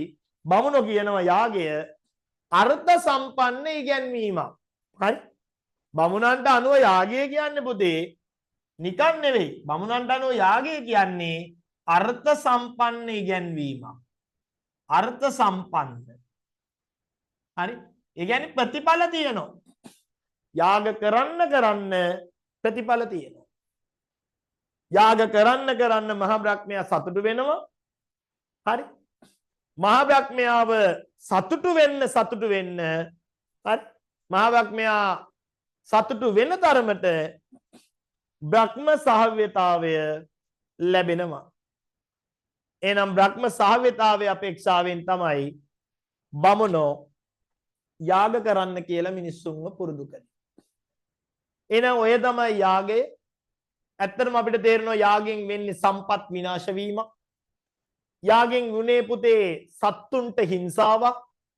යාග කිරීමෙන් දේව ආශිර්වාදයේ කෙසේ වෙතත් බුදුදහමට අනුව නම් අකුසල් දාමයක් පුරව ගන්නවා. බුදුහාමුදුරුවෝ යාගය බැහැර කරනවා. ඇත්තටම බුදුහාමුදුරුවෝ යාගය වෙනුවට ආදේශ කරන දෙයක් තියෙනවා. දැන් හිතන්න අපේ ගෙදර යාගයක් තියෙනවා. ඔය යාගේ බලන්න ඕගොල්ලෝ ඇවිල්ලා ඉන්නවා. ඔය සමහර ගම්වල තොවිලයක් එහෙම කරනකොට වටේ පිටේ අය නිකන් ජොලියට වගෙත් යනවා බලන්න යනවනේ. නේ දැන් ඕගොල්ලෝ ඇවිල්ලා බලන් ඉන්නවා අපේ ගෙදර යාගේ. දැන් හවස ආපු ඕගොල්ලෝ දැන් රෑ අලුයම වෙනකම්ම යාගේ දිහා දෙනෙත් දල්වා බලා සිටි. නේ ඕගොල්ලෝ යාගේ වටේ කරුවලේ බඩගින්නේ බලන් ඉන්නේ. හැබැයි ඕගොල්ලෝ බලන් ඉඳද්දී මම අර ගින්නට කෑම බීම වීසි කරනවා. මං ගෙනල්ලා කේක් බිස්කට් කැවුම් අරව මේවා කෑම බීම වර්ග අර ගින්නට අතාරිනවා. දැන් ඔයාලට සමහරක් විට ඒක දැකිනකොට අපරාධි කියලා හැඟෙනවා. අපිට දුන්නා නම් අපි කනවනි කියලා හිතෙනවා. කෙල්ල ගිලෙනවා. ඇත්තටම බුදුහාමුදුරුවෝ කිව්වේ යාගය කරන්න එපා. ඒ වෙනුවට දානේ. කොච්චර වටිනවද අර ගින්නට දාන කේක් කෑල්ල, අර ගින්නට දාන බිස්කට් එක පාන් පෙත්ත, අර හැම් බේකන් චීස් බටර් ටික යාගේ බලන්න ආපු දුප්පත් ඕගොල්ලොන්ට බෙදලා දුන්නා නම් ඕගොල්ලෝ කාලා මට පින්දි දියනවා. එහෙනම් බමුණෝ කරේ යාගය තුළින් සම්පත් විනාශ කිරීම. ඒ වගේම සත්තුන්ව ගෙනල්ලා බලෙන්ම ගින්නට දැම්මා. අශ්වය විතරක් නෙවෙයි. එළුවන්ව, ගවයන්ව, බැටළුවන්ව, හාවුන්ව, මුවන්ව මේම විශාල ලෙස සත්තුන්ව පණ පිටින් ගෙනල්ලා ඇදලා ගින්නට දැම්මා. එන ඔය විදිහට තමයි යාගේ සංකල්පය ගැන අපි කතා කරන්නේ. විභාගෙදී අපෙන් ඇහුවොත් යාගය කියන්නේ කුමක්ද කියලා, යාගේ අර්ථ සම්පන්න ඉගැන්වීමක් බව තහවුරු කරන්න කියලා. එතකොට ඔයාලට ලස්සන උත්තරයක් ලියත හැකි. බමුණෝ යාගය යනුවෙන් අදහස් කරේ දේව පූජාවක්. මහා බ්‍රහ්මයා නැමැති දෙවියන් සතුටු කිරීම පිණිස කරන දේව කන්නලව්ව යාගයේ ලෙස හඳුන්වනවා. බමුණෝ යාගයෙන් බලාපොරොත්තු වුණේ මහා බ්‍රහ්මයා සතුටු කරවලා දේව ආශිර්වාදයේ ලබා දීම. හැබැයි බමුණු අපේක්ෂා වූයේ යාග කිරීම තුළින් තමන්ගේ උදර පෝෂණය තම වාසිය අත්පත් කර ගැනීම. යාගය කරව ගන්නා පූජක බමුණන්ට බොහෝ තෑගි භෝග පොරොන්දු වී යාග කරවනවා. යාගය අවසන් වූ පසු එම තෑගි භෝග එලෙසින්ම ලබා දෙනවා. නොයසේ වී නම් යාගයේ අයිතිකරුට විපත් පැමිණවීමේ බලයත් පූජක බමුණන් සතු වෙනවා. යාගය අර්ථ සම්පන්න බව දක්වන බමුණෝ ජීවිතයේ වැදගත් අවස්ථා 24ක් තුල යාග කළ හැකි බව දැක්වුවා. එෙහිදී මව්කුස ගැබ් ගැනීම, දරුවා බිහිවීම, රන්කිරි කටගෑම, ඉඳුල් කැවීම, අකුරු කියවීම, ආවා විවාහ ආදී චාරිත්‍රවලදී යාග කරනවා. මීට අමතරව මිත්‍ර සම්පත්, දරු සම්පත්, භෝග සම්පත් අපේක්ෂාවෙන් යාග කර ගන්නවා. මෙවැනි හේතු කාරණා මුල් කරගෙන යාග කරන්න මිනිස්සු පෙළඹෙනවා. යාගයක් කරනවා නම් පූජක බමුණන් ලවා යාගයේ කරවා ගත යුතුයි. කෙතරම් උසස් ලෙසින් යාග කිරීමේ හැකියාව තිබුණේ වී නමුත්, දියුණු යාග උපකරණ තිබුණේ වී නමුත්, යාග කිරීමට වෙනත් කිසිවෙකුට බෑ. යාග කරන්න පුළුවන් පූජක බමුණන්ට විතරයි. ඒ විතරක් නෙවෙයි, බමුණෝ කියනවා සාමාන්‍ය ජනයා උදෙසාවෙන් වූ යාග තියෙනවා. ඒ සාමාන්‍ය ජනයා උදෙසාවෙන් වූ යාග වර්ග විදියට පුන්සවන යාගය, චතුර්මාස යාගය, දර්ශ පූර්ණමාස යාගය, අග්නි වසන යාගය ආදී වාග වර්ග හඳුන්වන්න පුළුවන්. ඒ වගේම රජවරු, සිටුවරු වැනි ප්‍රභූවරු උදෙසා රාජසූය යාග, අශ්වමේධ යාග, පුරුෂමේධ යාග ආදී වශයෙන් යාග වර්ග හඳුනා ගන්නත් පුළුවන්. ඔන්න ඔය විදියට යාග කිරීමට බමුණ පූජකවරු පවා සැදී පැහැදී හිටියා. එවැනි පූජකවරු 4 දෙනෙක් තමයි හෝත්‍ර, උද්ගාත්‍ර, අද්වෛරු හා යඥකාරක ලෙස හැඳින් වූයේ. හෝත්‍රගේ කාර්යය වූයේ යාගයට ආරාධනා කිරීම, උද්ගාත්‍ර යාග පූජාව කැප කිරීම, අද්වෛරු යාගයේ බහරගෙන ක්‍රියා කිරීම හා යජමානවක යාගයේ අඩුපාඩු, යඥකාරක යාගයේ අඩුපාඩු සොයා බැලීම. යාගයේ අයිතිකරු යජමානවක ලෙසින් හැඳින්වුවා. කෙසේ නමුත් බුදුන් වහන්සේ යාගයේ සංකල්පේ ප්‍රතික්ෂේප කළා. බුදුහාමුදුරුවෝ කිව්වේ යාගයේ වෙනුවට දානය ආදේශ කරන ලෙසයි. එහෙනම් අපේ අද කොටස ආශ්‍රම ධර්ම සංකල්පය හා යාගය අපි ඊළඟ දවසේ අපේ බමුණු ඉගැන්වීම් වල අවසාන කොටසත් සමග එකතු වෙනවා. ඒ තමයි අපිට තියෙන්නේ වේදය හා උදක පාරිශුද්ධිය. එහෙනම් අද වීඩියෝ එකේ අපි ආශ්‍රම ධර්ම හා යාගය ගැන කතා කරා. ඔබට ඒක හොඳට අධ්‍යයනය කරලා ඉගෙන ගන්න පුළුවන්. ඊට අදාළ සටහන මම ඔබට එවන්නම්.